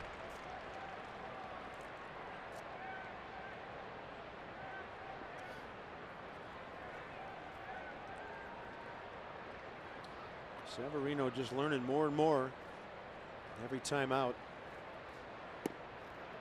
Last week in LA, Nats bullpen coach Henry Blanco, a former catcher, said we're just trying to keep it real simple for Pedro. You know, a little more as time goes on. Don't want too much on the young guy's plate. Right now, first and foremost, just doing a good job handling the pitchers and trusting his athletic ability back there. And they think the ceiling is very high on this young catcher. It's a fine line for coaches and young talent. You don't want to overcoach them and go analysis paralysis. You have to let them be athletes, and sometimes if you coach too hard, you can lock them up. Talked to Bob Henley about that, and Trey Turner when he first got called up. He's like, hey, we're just going to let him run free. Because if I start telling him too much, now he's thinking while he's running the bases, and you take that natural athletic ability away from the elite speed. So fine line with young players. You want to just teach them just enough to tune them up and lock them in, but you don't want them to start thinking too much. Out to center, Taylor. Federal Workforce Day, Wednesday. Nats Pirates at 7:05. First 25,000 fans take home a Nationals tote bag presented by Kaiser Permanente. For ticket information and all Nats promos and giveaways, all the fun stuff going on at the ballpark, nationals.com.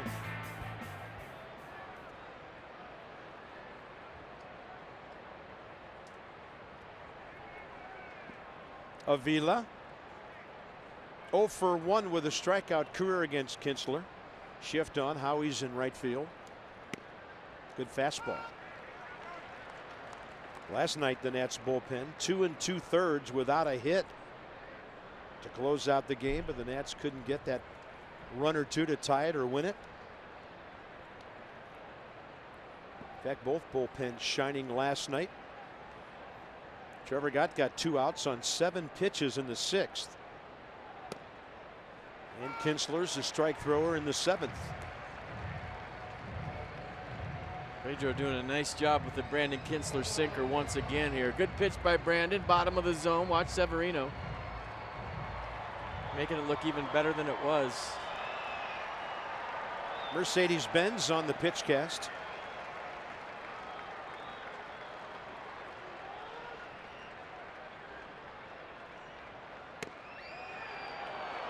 Nick Lentz stood up and then stood still.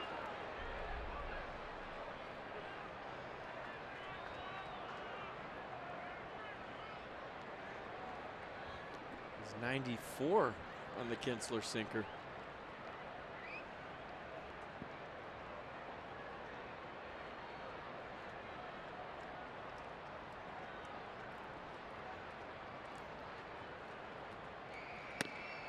Paint inside edge. 1, 2, 3 for Kinsler. Time to stretch at Nationals Park. Bullpen looking solid.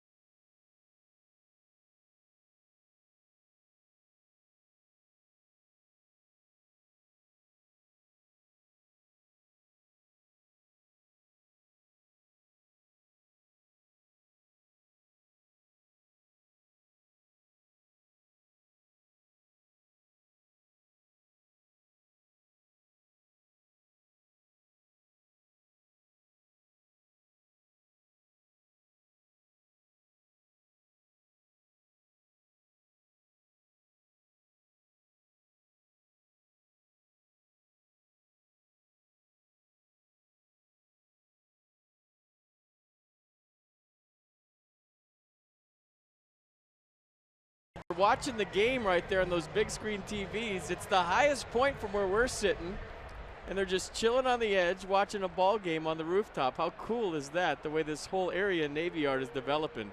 If they wave right now, we're on a 7-second delay, they'll see themselves on TV. Take that, Wrigley.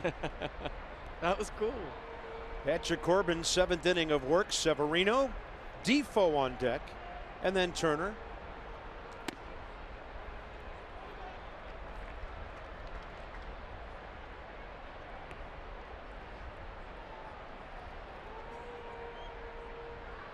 I looked on my binoculars, and they're watching the game. They're focused. They didn't even notice they were on. I like it. Gamers. Off speed, and Severino turns on that. Trying to cut it off Peralta, and that will stop the Nats catcher at first. And Pedro Severino, here he goes again. He's on base for the 2nd time in 3 plate appearances today. A nice swing. Take the glasses off, Pedro, and run around the pillows for a second. Looked like a big curveball here. We talk about the eephus curveball all day from Patrick Corbin. That's the first one I really saw. He's thrown the curveball, but that one was super slow. Maybe up in the zone, and Severino takes advantage. Nice swing.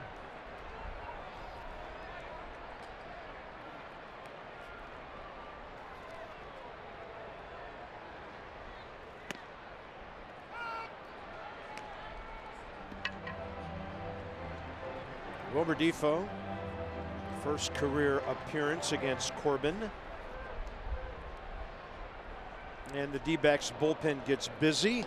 He warmed up last night, right-hander Fernando Salas. They got the lead, so they went with their frontline guys, and they shut down the Nats over the last 4 innings.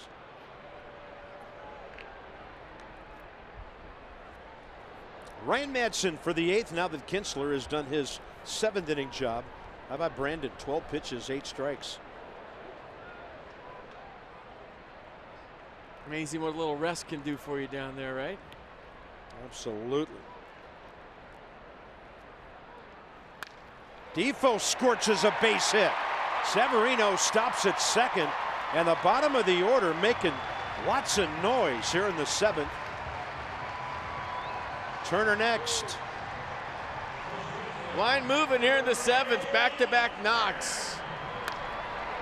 And a beautiful piece of hitting by Wilmer Defoe. Nice decision by Severino. He's thinking about it, but with no outs, hit the brakes, and now we'll see if Trey lays down a bunt or he's swinging away. By the way, Wilmer Defoe 2 for 5 as a pinch hitter with that knock.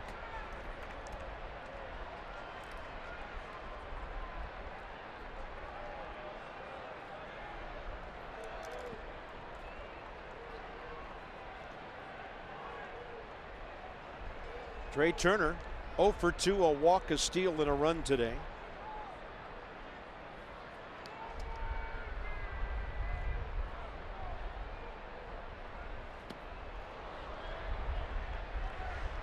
Into the 6 o'clock hour. Wind's picking up here.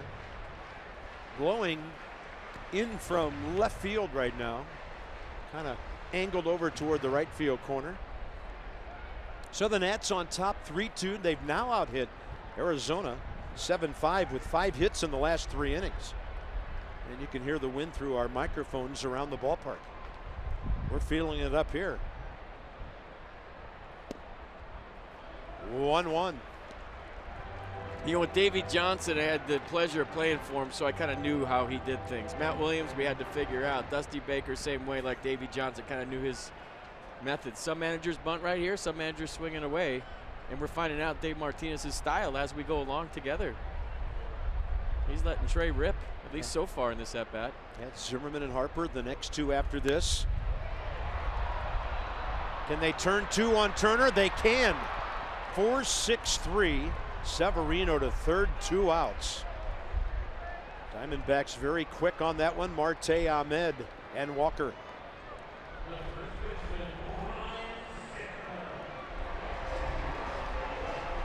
And then on the other end, the manager's learning his players in situations too in the month of April. Pretty gutty effort from Patrick Corbin. Nats did a nice job getting 3 off him. He had good stuff today. And stuck around for 9 more hitters after he got hit on the hand by that Zimmerman line drive. He won't face Ryan again. Salas will.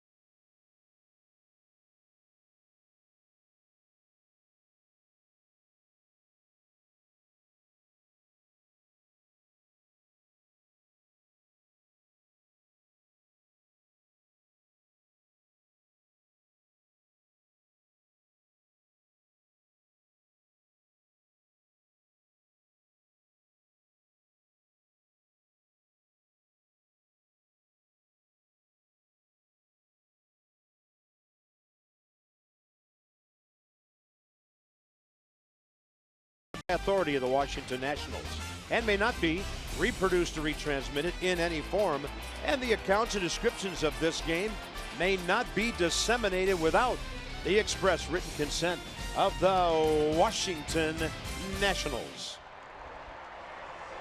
Great crowd today. Maybe the best crowd since opening day. Yeah, it's a good-looking crowd. All parts of the ballpark are occupied. When you're talking Cards, you're talking Coons. League leaders, bullpen ERA.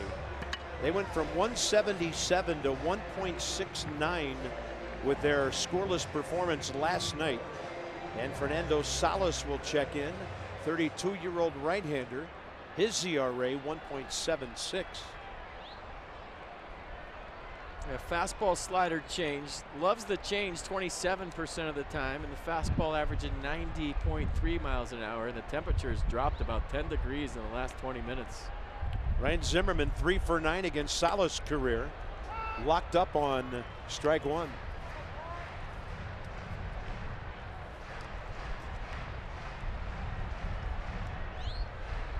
Jorge De La Rosa for Bryce Harper, if the inning continues.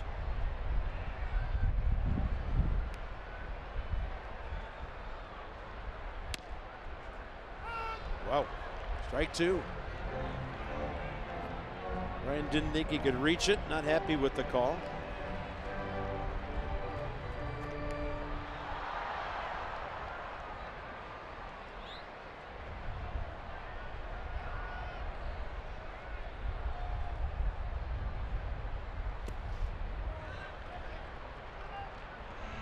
There's a big breeze blowing out to right all of a sudden.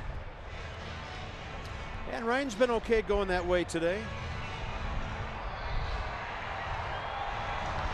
2 career RBIs against the veteran right-hander.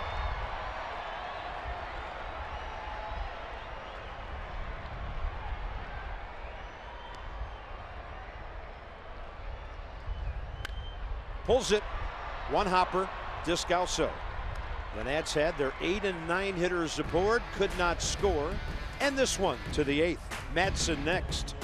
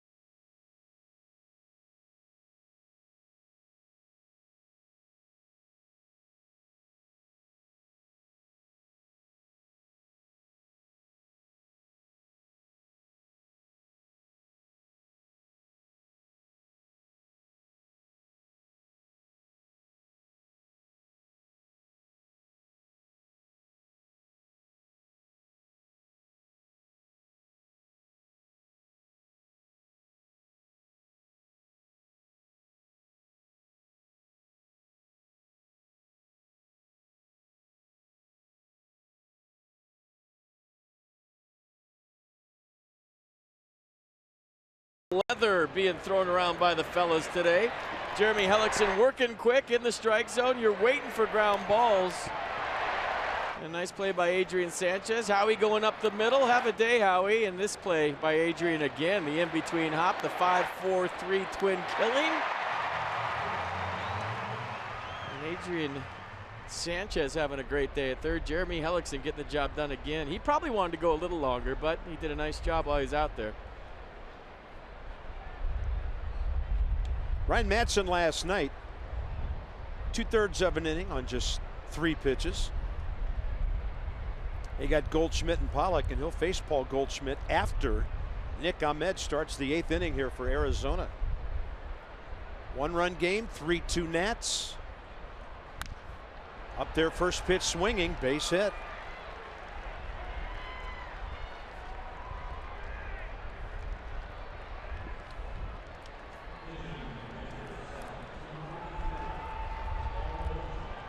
Here's their big man who got a day off in terms of the start today, but he finds himself in a key 8th inning situation.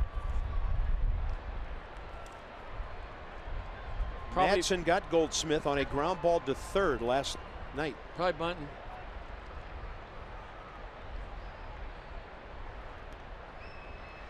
Wouldn't that be hilarious? Doubt it. You talk to guys that don't play every day. Pinch hitting is weird when you've never done it or you don't do it very often. Man, we are having gale force winds here at elevation. And a fastball by Goldschmidt.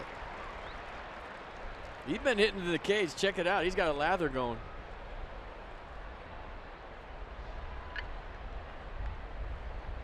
Not shocked. That's what most pinch hitters do, but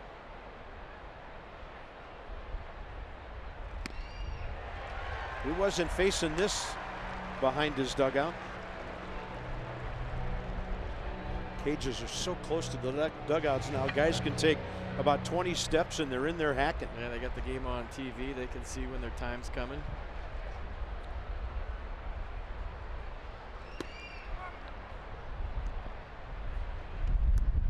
Not messing around with the off speed, is he? 3 fastballs in a row, all mid to upper 90s.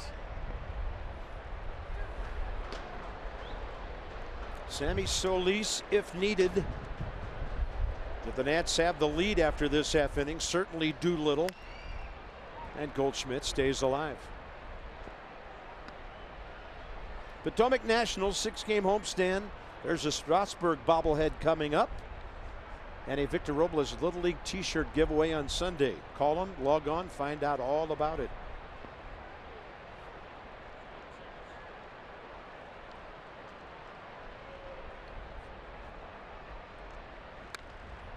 Got in on his hands. That ball almost a 90-degree angle to the left. Count remains 1-2.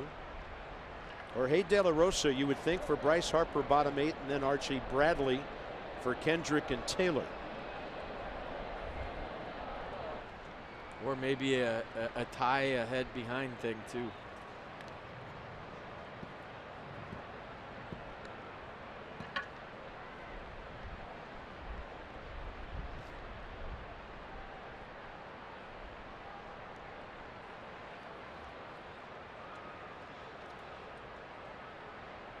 Swing and a miss on a great 97 fastball away.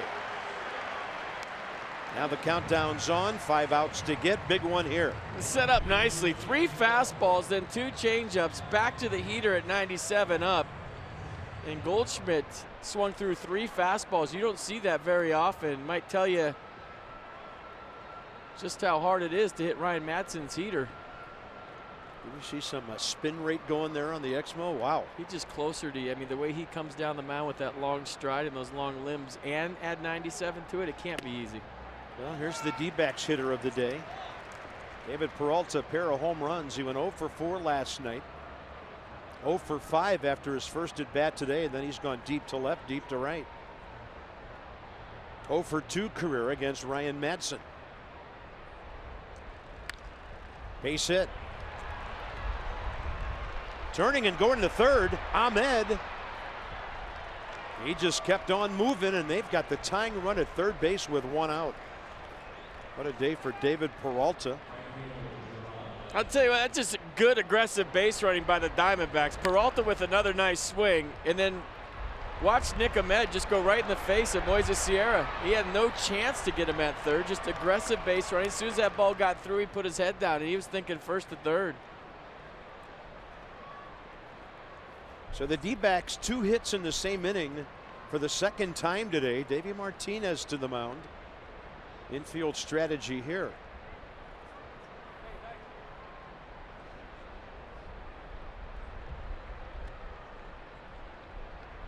This is a first and third double steal prevention meeting by Dave Martinez.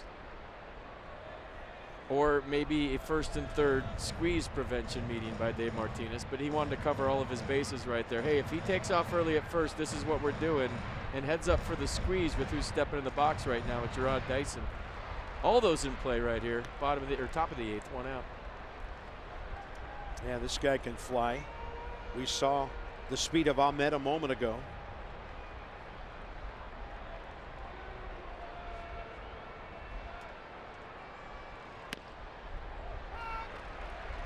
No sign of squaring as he took 94 on the edge.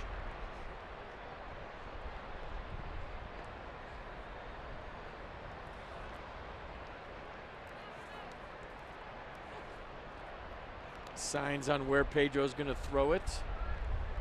Should Peralta steal?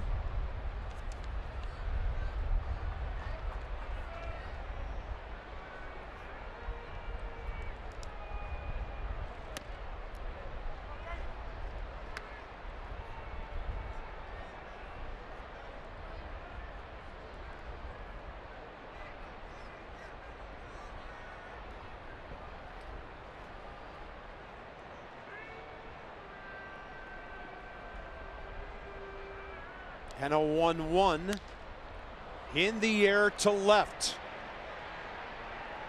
Right on the stripe. Ahmed not going anywhere.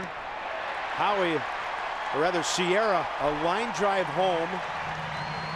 2 down, quick release and right on target to the catcher. A little bit into foul ground. Well, I'll tell you what, I was wondering if Ahmed was going to go. Moises can really throw. It's a short fly ball. It just fakes, and you see the bullet he threw. And just because he got rid of it quick, Ahmed had no chance. Huge out for Ryan Madsen and the Nats.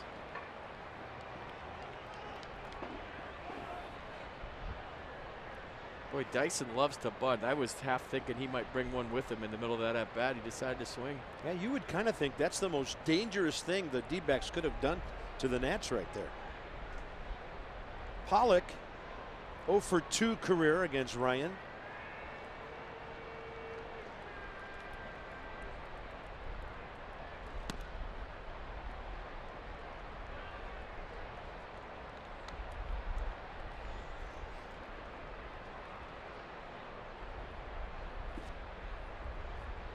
Well, you'd think with Descalso on deck, even though there's some right-handed options on the bench, this might be Ryan's last hitter. Either way. Might see Sean Doolittle in here. Base hit, tie game. A.J. Pollock rocks one into left, and it's 3-3.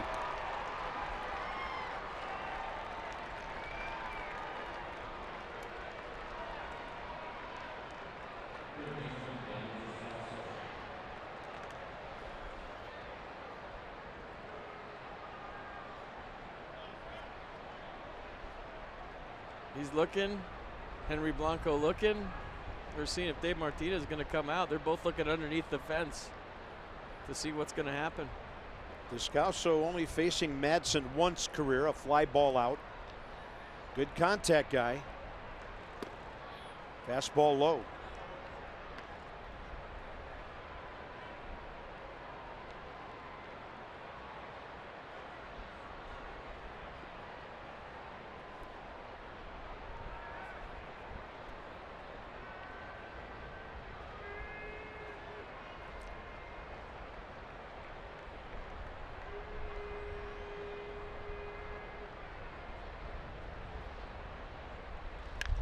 And Descalso to Bryce Harper. Bryce on the move. He's got it. And we're going bottom 8. The 100% fiber optic network means more speed for more devices at once. Visit getfios.com. The Bryce Harper swing. The Nats will need one. Coming up big, bottom 8.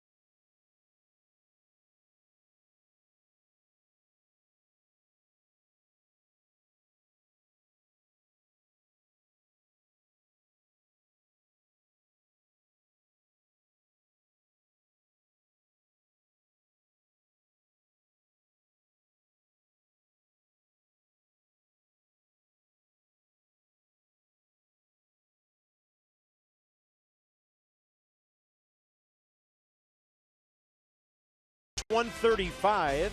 He's 2-2. ERA just a couple of ticks over 3 runs a game, and 2-1. 3.23 career against Arizona. Robbie Berre's a strikeout guy, but he's been walking some guys this year as well. Career against the Nats, he's 0-4 with a 6.65 ERA. So Bryce Harper will face the right-hander Archie Bradley, who's their 8th inning guy here in a tie game.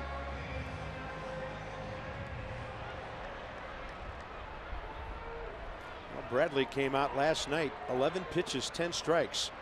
Had a strikeout of Turner in a 1-2-3 8th inning that set things up for their closer Brad Boxberger, and that's a strike to Harper.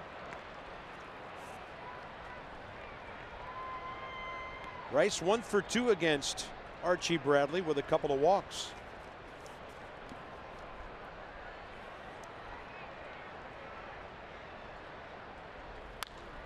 And Bradley going right after Bryce with that heater. He throws it 83% of the time, averaging 95. So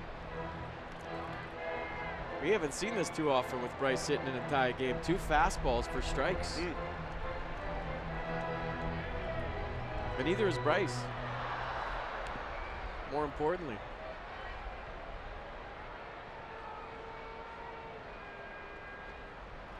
Bradley strikes him out with 96. It's time for your 4th drive of the game. Let's go back to the 6th inning. Howie Kendrick, nobody on 2 outs. See you later. Slider just hanging there for him. One of the few mistakes Patrick Corbin made today. Hurry to your local Ford dealers for great savings on cars, trucks, and SUVs. 108 miles an hour. Bradley gets the comebacker from Kendrick. Things happen quickly when this kid's on the mound. And now it's Bradley and Taylor.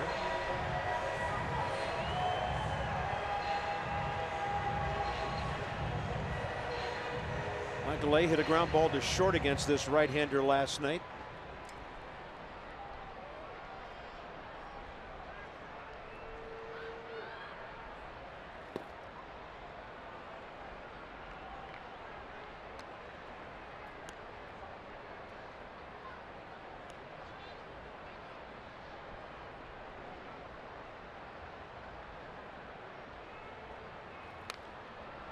And a pop-up foul ground for Walker. That's it for the Nats in the 8th. We're going to the top of the 9th. 3-3 with Arizona.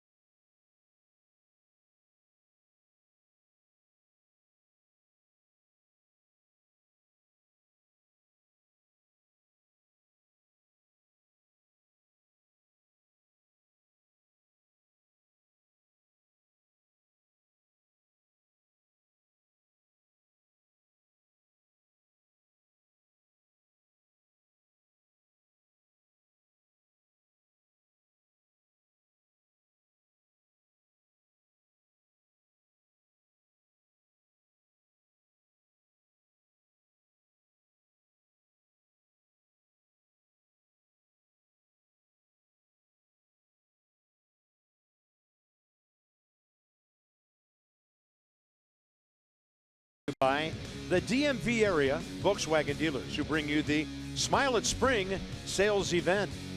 And by Ocean City, Maryland. There's no end to the fun you'll have in Ocean City. Plan your trip today at ococean.com.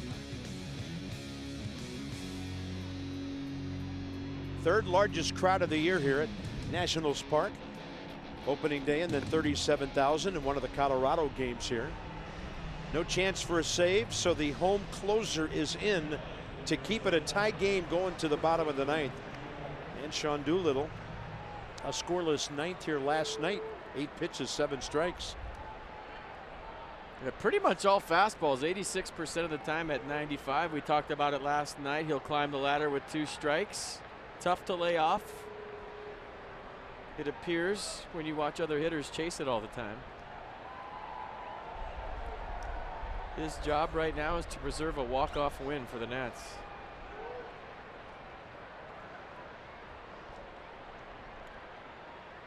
Walker 0 for 2 with a base on balls.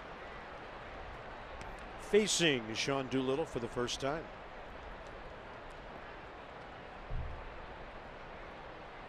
Well, we've had 2 lights out bullpens matching up in this series.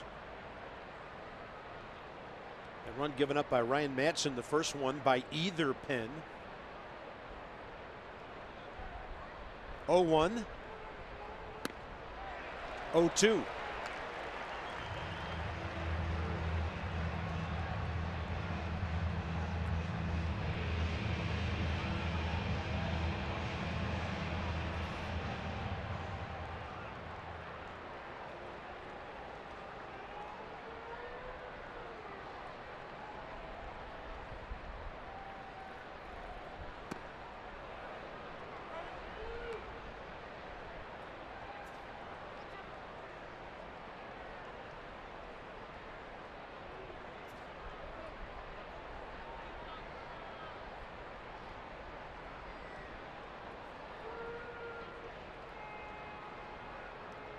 Severino jumping inside. And that's it for that bat.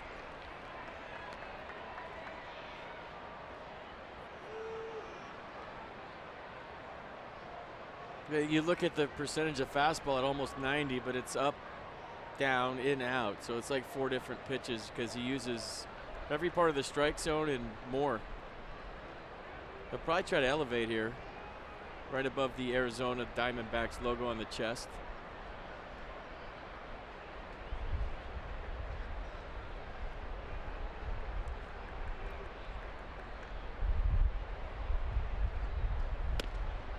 Ooh.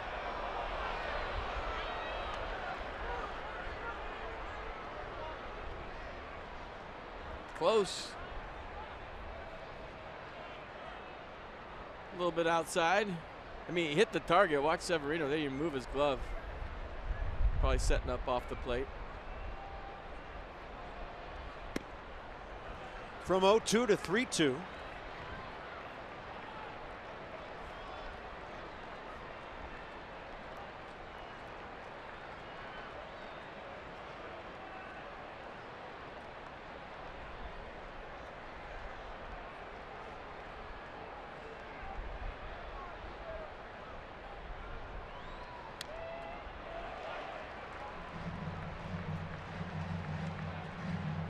Where it gets tricky. He really takes away the elevated fastball, because if he takes it, it's ball 4 and tie a game. So now you have to lower your sights a little bit and throw a strike.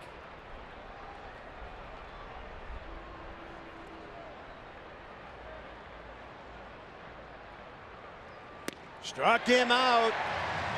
94, unreachable. 1 out, top of the ninth. Yeah, big pitch, had to come in the zone, couldn't mess around with a high fastball, and I'd say top of the zone, upper third of the zone, but had some late life on it. Look at that 4-seam rotation and a big strikeout for the Nats and Sean Doolittle. There's Marte, who's 0 for 3.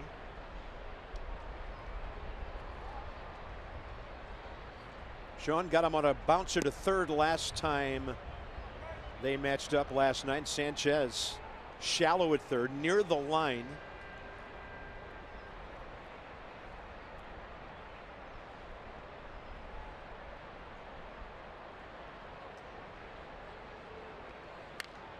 Jammed him. Flare to left. Long way for Sierra, so Turner's there. 2 outs.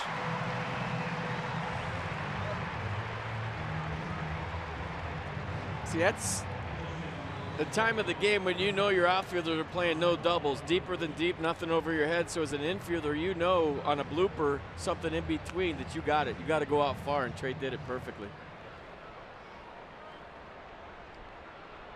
Alex Avila will be pinch hit for here. They'll go righty for the lefty with John Ryan Murphy hitting for Avila.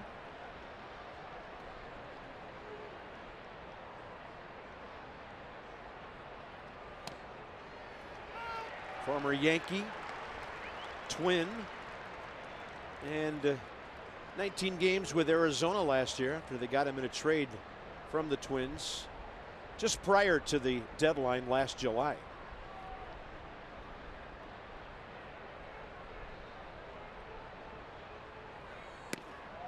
You know, John Ryan Murphy has a nice ring to it, but if he ever decides to come over to the dark side and go J.R. Murphy, it's not that bad.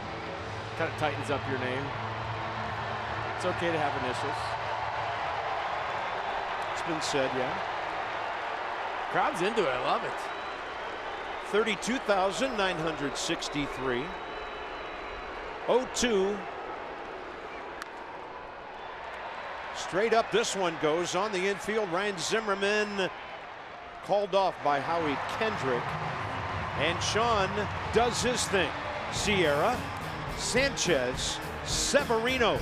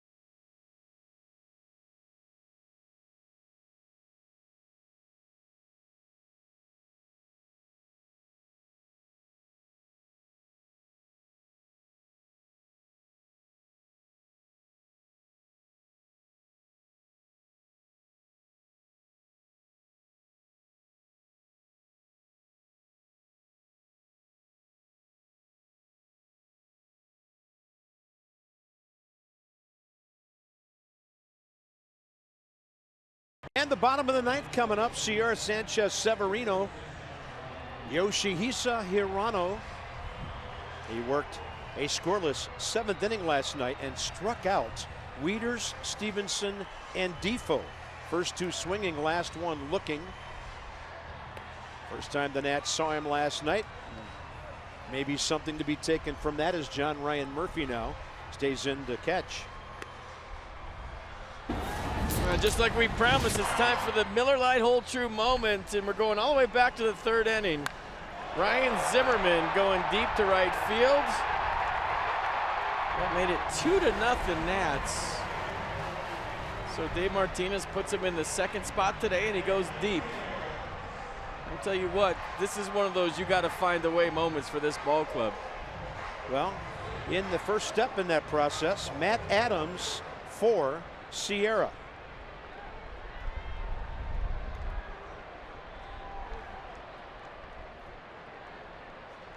Ball capable of jumping off this guy's bat at any moment and going a long way. Strike one. Adams is a pinch hitter, 1 for 7.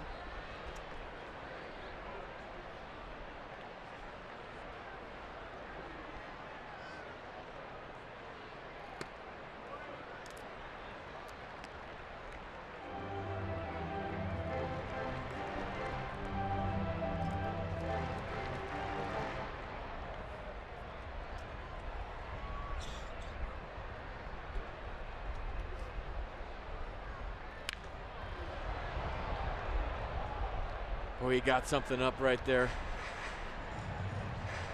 2 pitches, fastball to split, and that was a split from Hirano.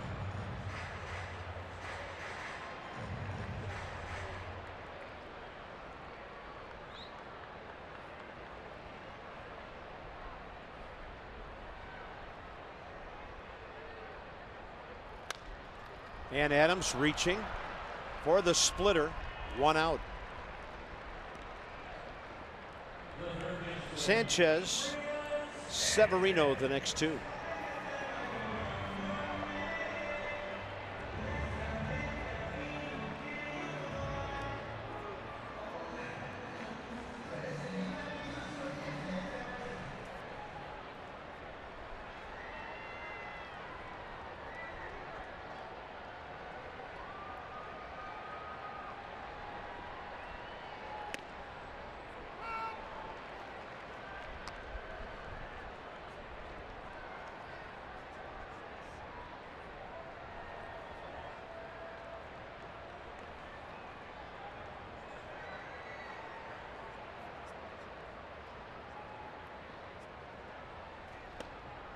Another one right to the inside edge, 0-2. Split, split.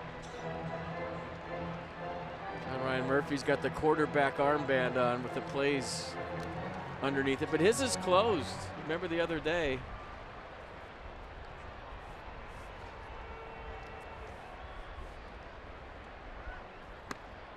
Two outs. I think it was Chris Iannetta that had everything on there, but we couldn't decode it. We were having fun with it. One of them said eat, and that's the only one I could decipher and understand. At least he's got his closed. Look at, he's picking now. Severino. Aggressive. Go with a screen.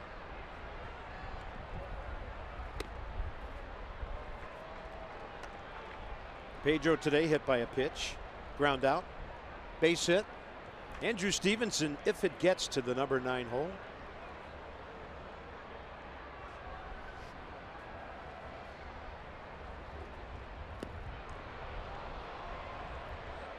He'll put a hitter on its knees. That splitter's down enough.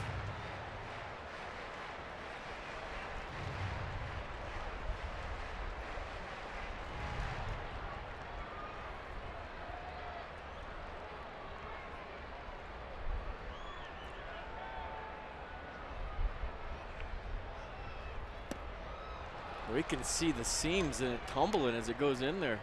I mean, he's jamming that split way back in his fingers.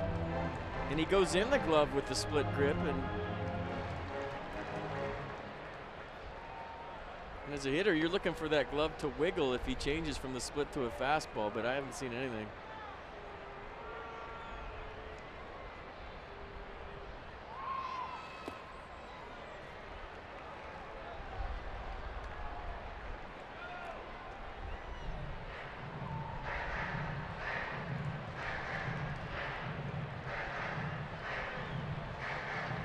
I think he's seen 4 splits, if I'm not mistaken.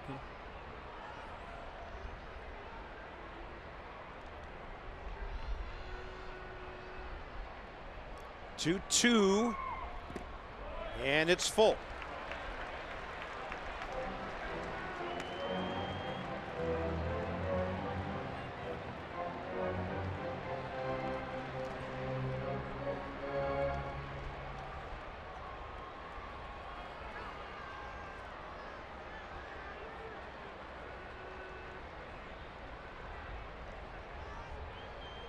And a 3-2 with 2 outs. Severino to center. Pollock there. This year, the Nats are 0-2 at home in extra innings. D-backs 1-1, 10th inning ahead.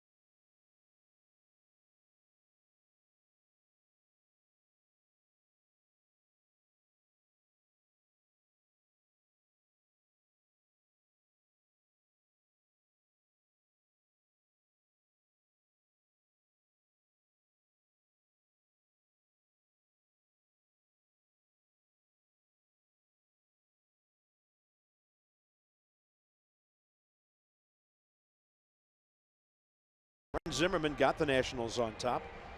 4th homer of the year, right center, 3rd inning. David Peralta, first time he's hit more than 1 homer in a game. How about that? Did it twice against Hellickson, left field, right field. Howie gave the Nats the lead back in the 6th, but they couldn't hold on. So Sammy Solis against Nick Ahmed, pitcher's spot, and then Peralta here, top 10. And a ball driven to right center. It's going to plug the gap. Nick Ahmed, base hit last time to right center, double this time.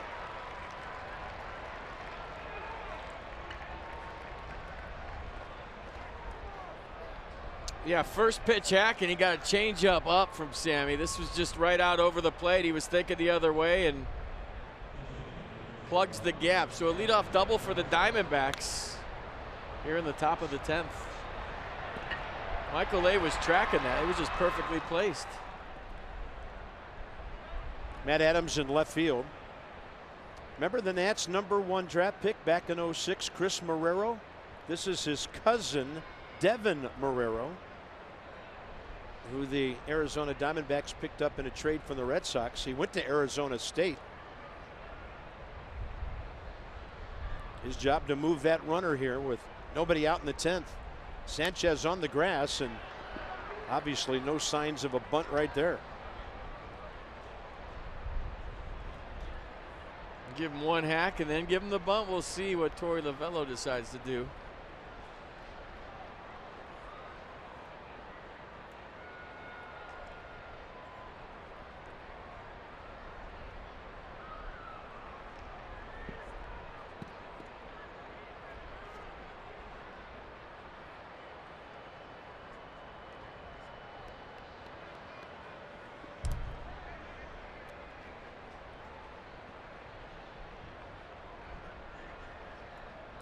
That move right there was to see if he was going to show bunt.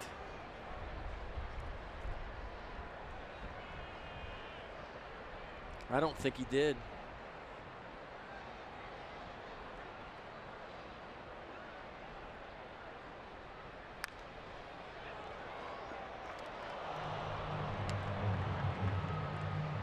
You know, a lot of managers bunt in that situation, and as we see with the way the game is evolving today, a lot of managers don't. They have confidence in their hitters to get a base hit with a runner in scoring position. You'd rather have 3 whacks at it than, you know, a sac fly with the runner on 3rd and 1 out.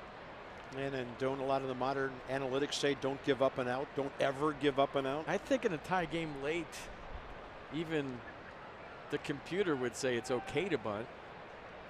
Maybe not recommends it. It better work is the printout. 0-2, and he's getting his hacks in. But you know your personnel. You look at Marrero's swing right here. It's a right center field hack. He's got a nice inside out swing. Torey Lovullo knows it. He's also got a guy with 2 home runs and 3 hits on deck. So.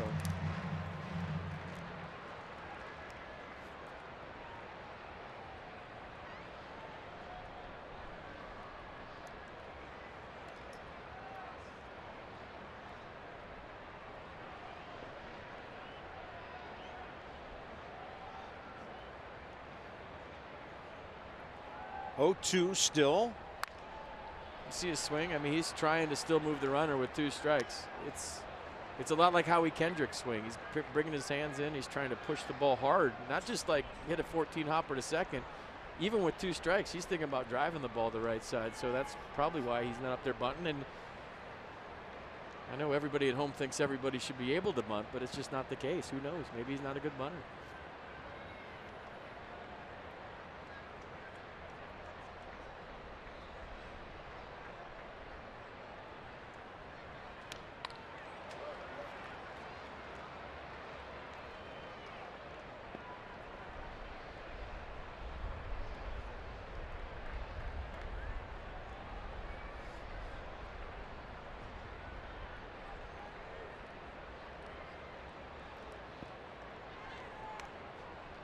Everything in the zone. Yeah, you look at the sequence and all strikes changing eye levels a bit.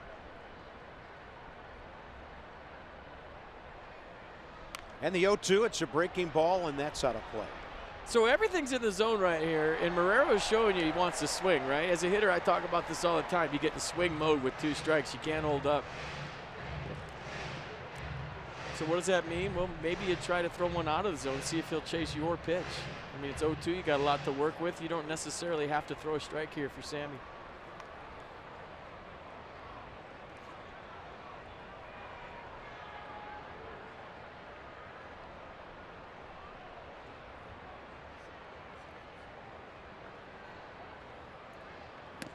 Got him with a curveball.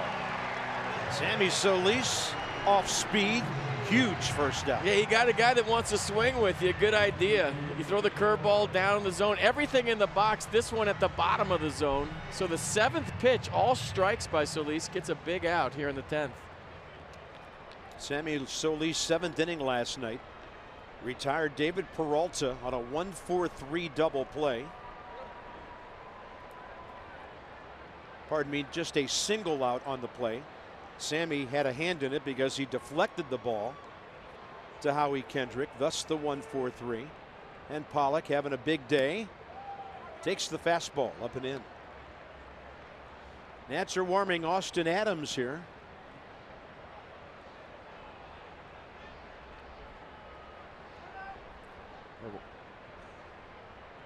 Something in his eye.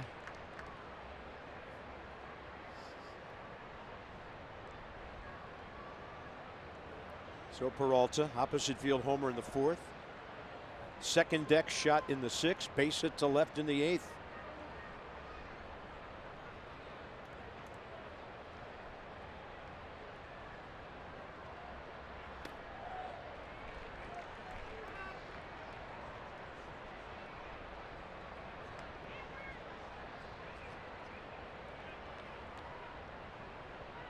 Looking at his scorecard. Looking at his lineup, seeing what his options are, who's on the bench, who's coming up.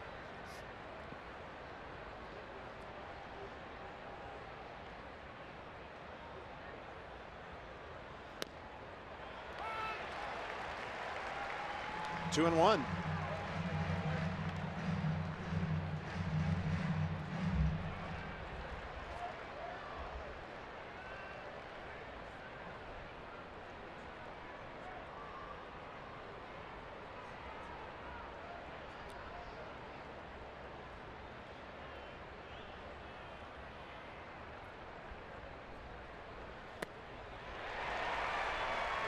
Good pitch down the zone, got him to chase. Big pitch coming. Yeah, Sammy threw just 5 pitches in that outing last night to get 3 outs.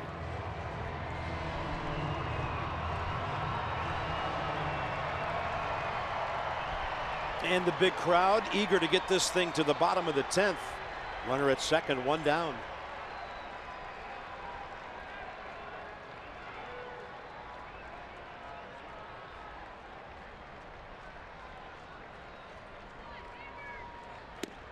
Three and two.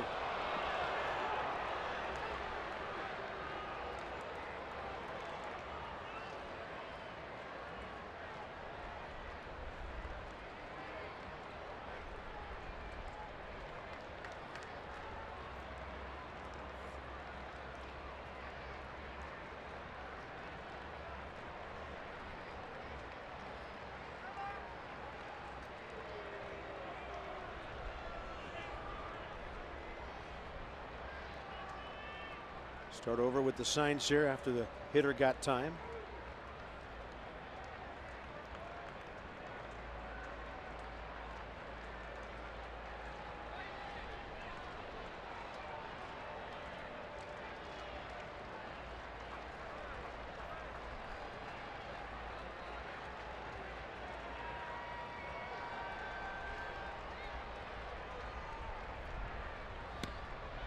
And a walk, 2 on, 1 out.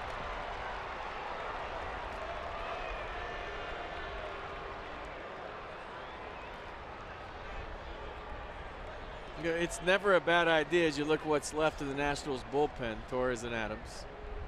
When you have a middle infielder on second base for an extended period to switch up signs, and Howie Kendrick coming to the mound right now and Severino going out. Just in case, it gives you confidence as a pitcher to know that no one's doing anything funny behind you, but here comes Dave Martinez. So this is just a stall tactic to get to the bullpen.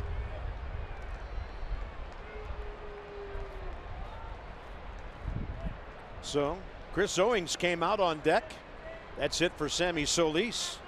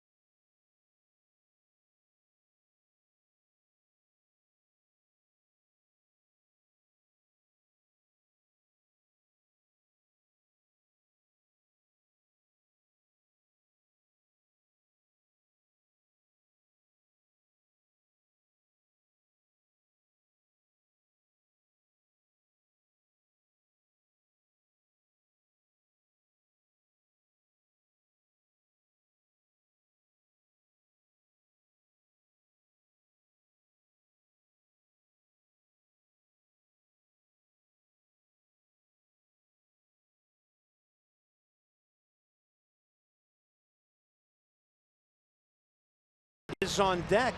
Davey Martinez, there's a possibility here that he made the pitching change before Owings, who had come out on deck, was announced as the pinch hitter.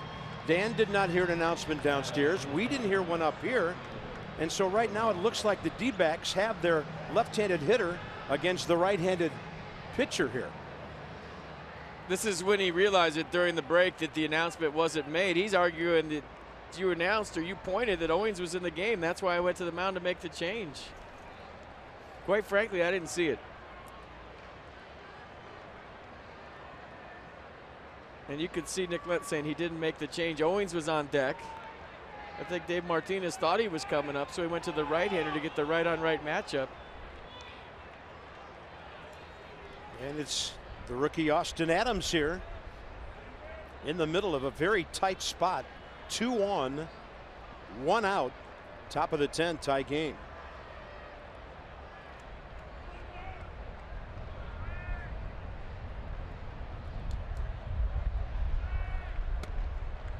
Ball 1 to Dyson.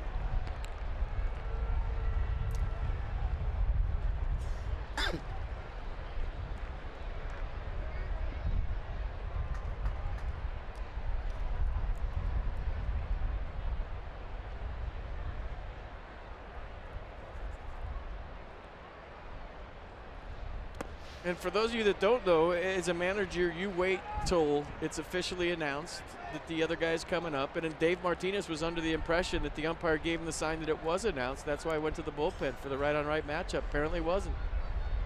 Or so says Nick Lentz, and that's really all that matters. And that's announced as in PA announced to the entire ballpark. Umpire signals first to the booth, to the press box, and it's up to the announcer to make that announcement immediately, but evidently that did not happen. Now Adams has gone 3-0 on Dyson.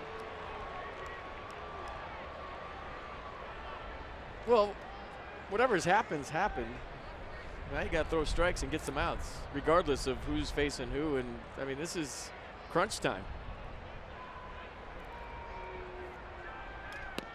In there, 3-1.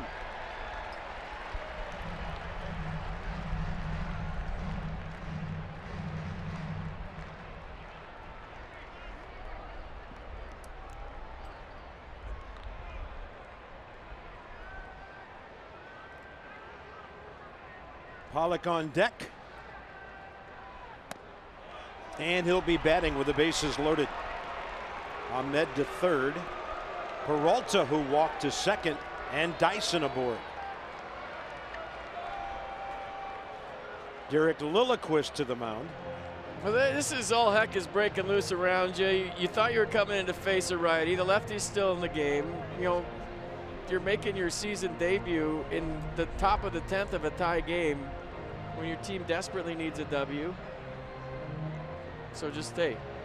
One good pitch here. Let's get a ground ball. Here we go.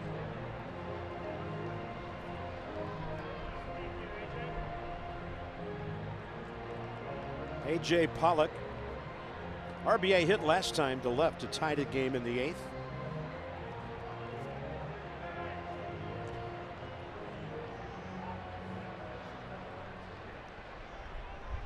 And the Nationals have to play the infield in. Turner and Kendrick is back as far as they can, and there's your sac fly zone. Shallow. Good wheels on third.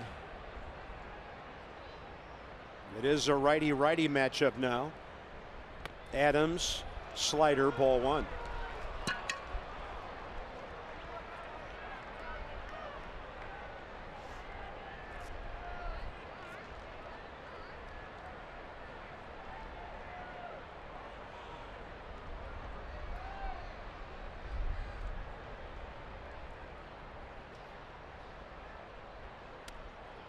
You know, the moment is, hey, get out of this thing. The big picture is if Austin Adams can show his skipper that he can come in and go bip, bip, bip and get out of a jam, there's innings to be had in that bullpen right now.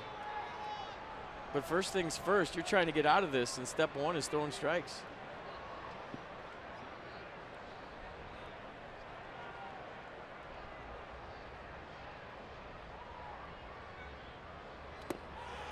Three and 0, and the ball ricochets off either the foot of Severino or the lower part of his shin guard out into fair territory. Runners staying home, and it's ball 3. And a lot like the other night in San Francisco, when there were some errors made by the Giants, Dave Martinez right now is hoping that his pitcher can pick him up. Yeah. And when you look at the scorebook here, bottom of the 10th, the pitcher spot due to lead off for the Nats. We'll see what the score will be. Right now, a strike is needed, and it's right in there.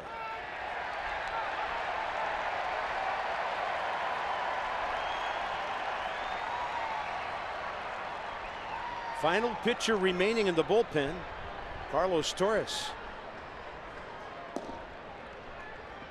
Now's where you got to think lucky. Right at somebody. 3-2.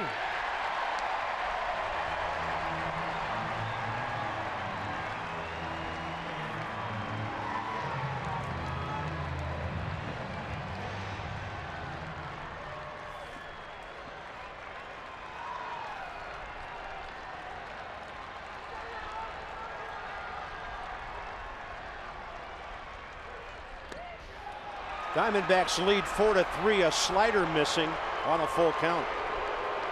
3 Arizona batters in a row have walked. That's a bold pitch selection right there with the bases loaded, going with the slider. I mean, you got to throw a strike there and hope he hits it right at somebody. Not a time to get tricky. Dave Martinez, a double switch. And one down, a run down in the top of the 10th. He's going to go to his final relief pitcher here.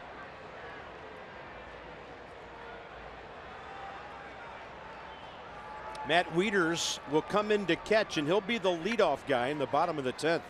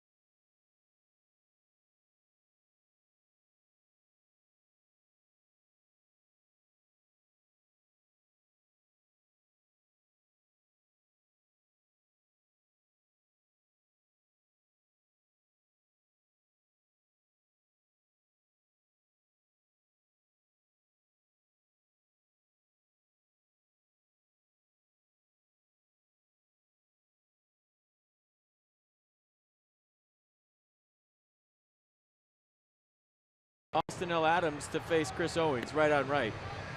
The protocol for that is a home plate umpire looks at Torey Lovello, the manager of the Diamondbacks, and points at him and says, is this the guy you want to hit? And he points at the guy on deck. The manager shakes his head yes. The umpire goes to the booth and says, points up here and says, so-and-so's hitting for so-and-so. Once that happens and you see that whole thing go down, then that's when you go out and make the pitching change. I didn't see that happen. I don't know if it happened. Maybe Dave saw it, maybe he didn't. I wasn't looking, so I don't know. But apparently Nick Lentz said, and that's all that matters, that didn't happen. Carlos Torres into the game. Bases still loaded, 1 out. A run in. And he faces Daniel Descalso, who's 2 for 3 career against him.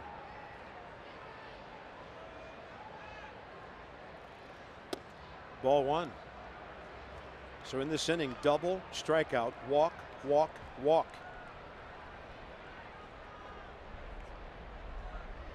That run charges Sammy Solis, who's still responsible for Peralta at third. Looked like he went 1-1.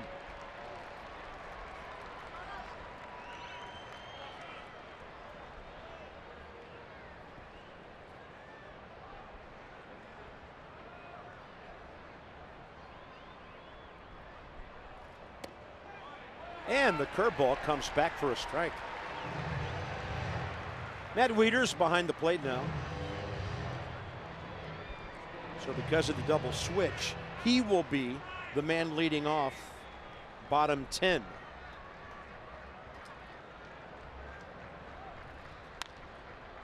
And Descalso's fly ball to left going out of play.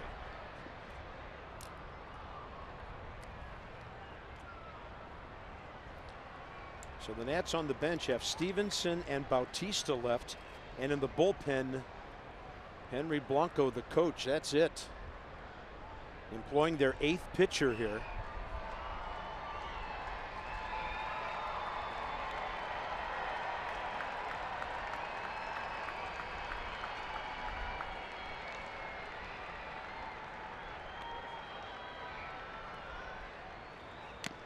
Swing, a foul tip, and the strikeout. 2 down. Huge. I mean, you're trying to keep this a 4-3 game and give your ball club a chance in the bottom of the 10th.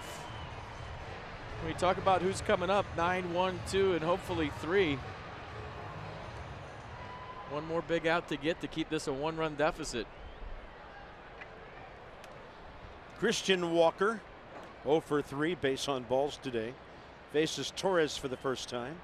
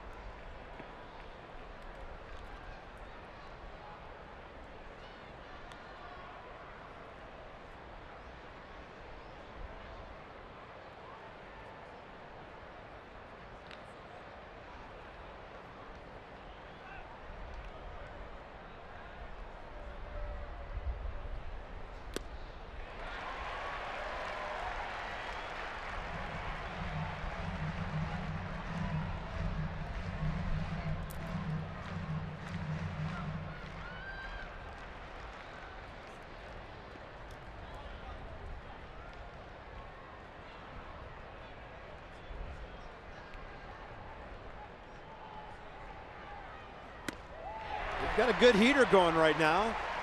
And Torres has got the Nats in a position to be out of this inning with a 1-run deficit. Huge pitch coming. Huge. Fans not giving up. They're into it in the 10th. That's it. Nick Lentz, bit of a delayed call, inning over. Carlos Torres comes in with a big fire truck and puts out that blaze.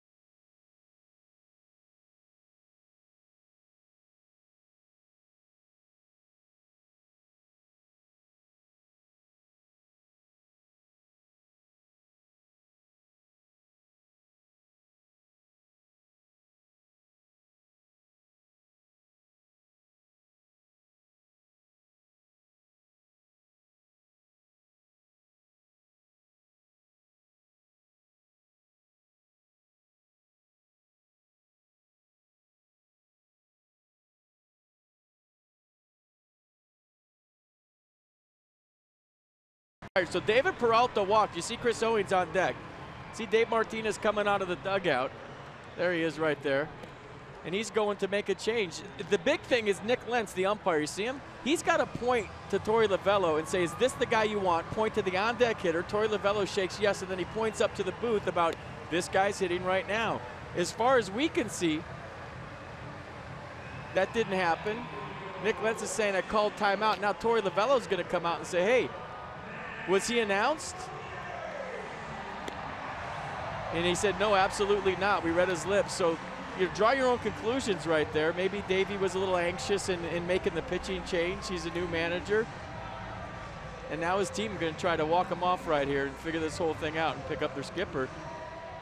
Happens. It's happened to the best of them. Yep. First of all, pitching is their closer, Brad Boxberger, who is 7 for 7. He had a 10-pitch, 6-strike, 1-2-3 ninth against Harper, Zimmerman, and Sierra last night. He faces Matt Wieters. They've adjusted their defense. Devin Marrero stays in to play third after pinch hitting, and that moves Daniel Descalso over to first. And their pitcher is hitting in the number 5 spot, previously where Christian Walker was. Wieters, that's why they guard the line in the late innings, and Descalso has it, 1 out.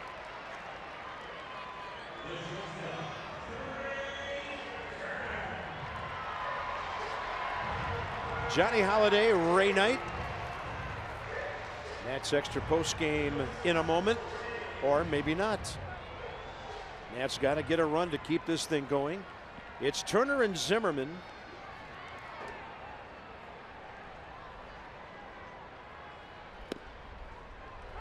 Trey faces Boxberger for the first time.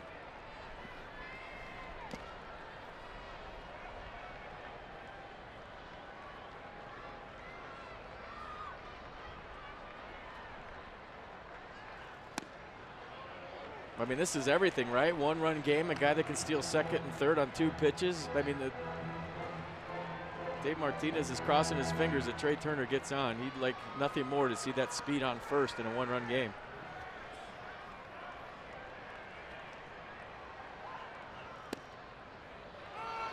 One and two. Trey hitless today, but a walk, a steal, and a run.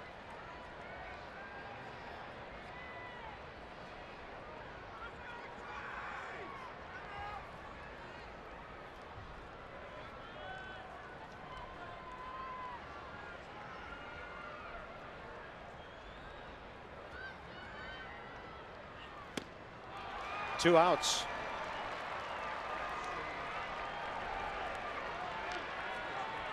Ryan Zimmerman had an infield hit against Andrew Chafin last night in the 6th inning.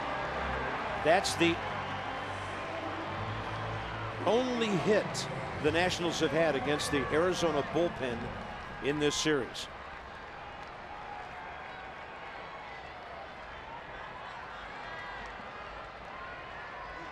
Get on for Bryce. See what happens. Oh, he just paints that outside corner, doesn't he? He is dissecting that edge right now.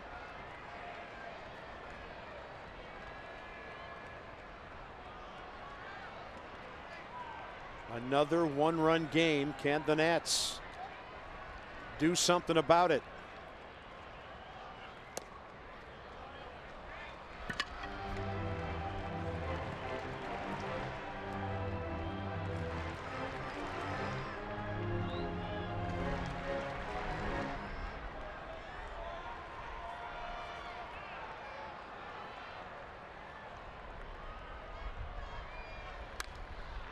In the air, right side, and well out of play.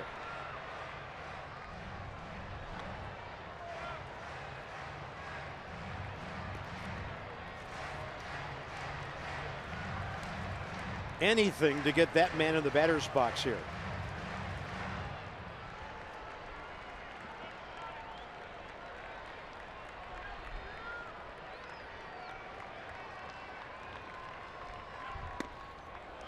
Two.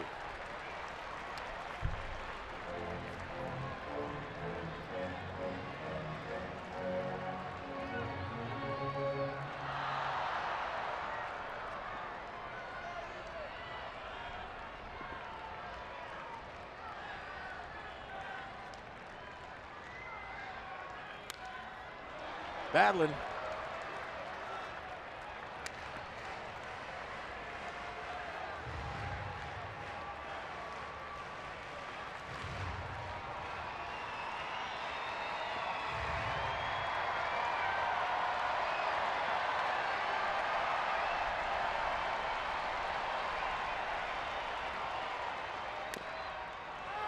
And Ryan, that one came straight down on his left leg, foot, ankle, wherever.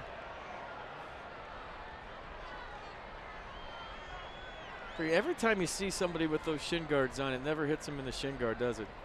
Where'd this get him? Right off the instep. Right where the Under Armour logo is. He's hurting too. Yeah, I don't want to get rushed back into the box too quickly here. He's fighting.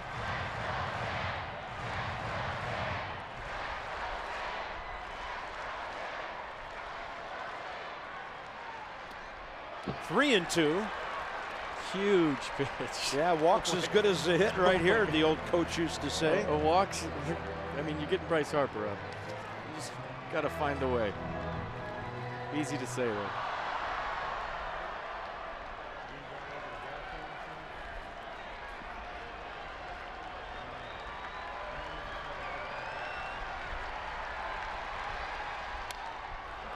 That's a good foul ball. I mean, that was on the block. You can't take it. You can't wait around to see if it's a strike. So live to fight another pitch. Good foul ball. Maybe he gets a little more play with this one. Never know. Stay in the fight.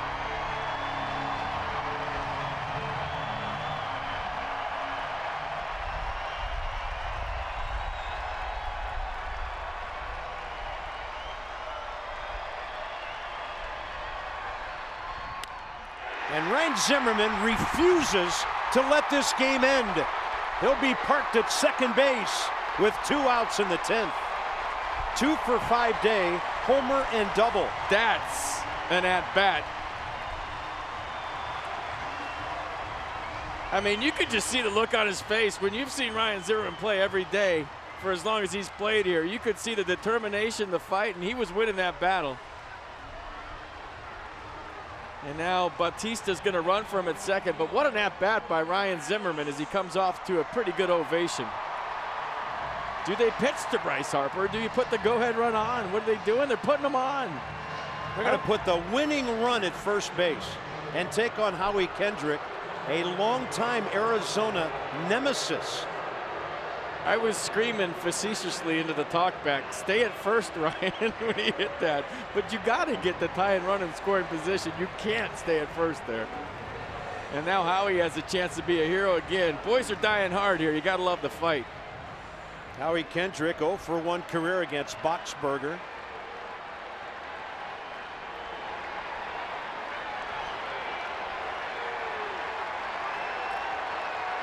Tying run, second base.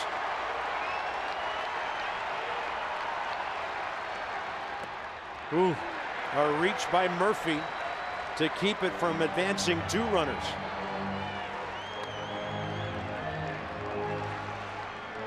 The memorable grand slam last year. I mean, it's the right man, the right spot, right?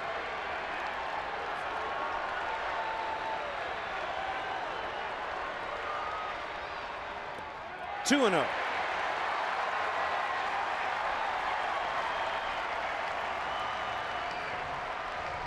Things are going fast right now for Boxberger, and Murphy's going out to try to settle him down. Dave Martinez is hoping that Howie can pick everybody up right here, right now. This is good stuff. You talk about drama and theater. Nats need this one. The crowd's into it. They've been sticking around all day. They want to go nuts. This place wants to party right here, right now. And if Dave Martinez could have it his way, he's got the right guy in the batter's box in a 2-0 count. Here we go.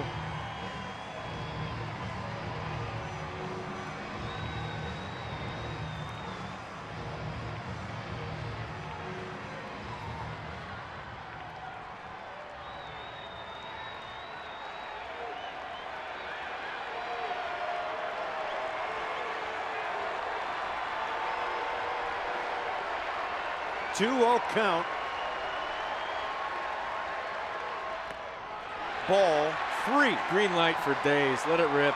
Get you a good one and let it rip. Right?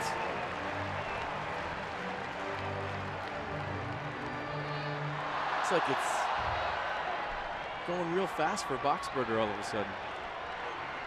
Crazy 10th inning. Top half and bottom. Bases loaded. I mean, those were 4 easy takes for Howie Kendrick, and now Michael A. has a chance to be the hero. Winning run on second base in the form of Bryce Harper. Here we go. Loving the fight from this club right now.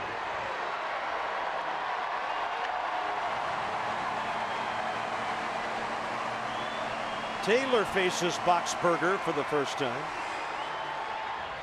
He had a grand slam against the D-backs in that memorable game in Arizona. And Bryce Harper got tossed, and Michael A. took his place and hit one a mile to center field with the bases loaded. Up the middle, and the game is over.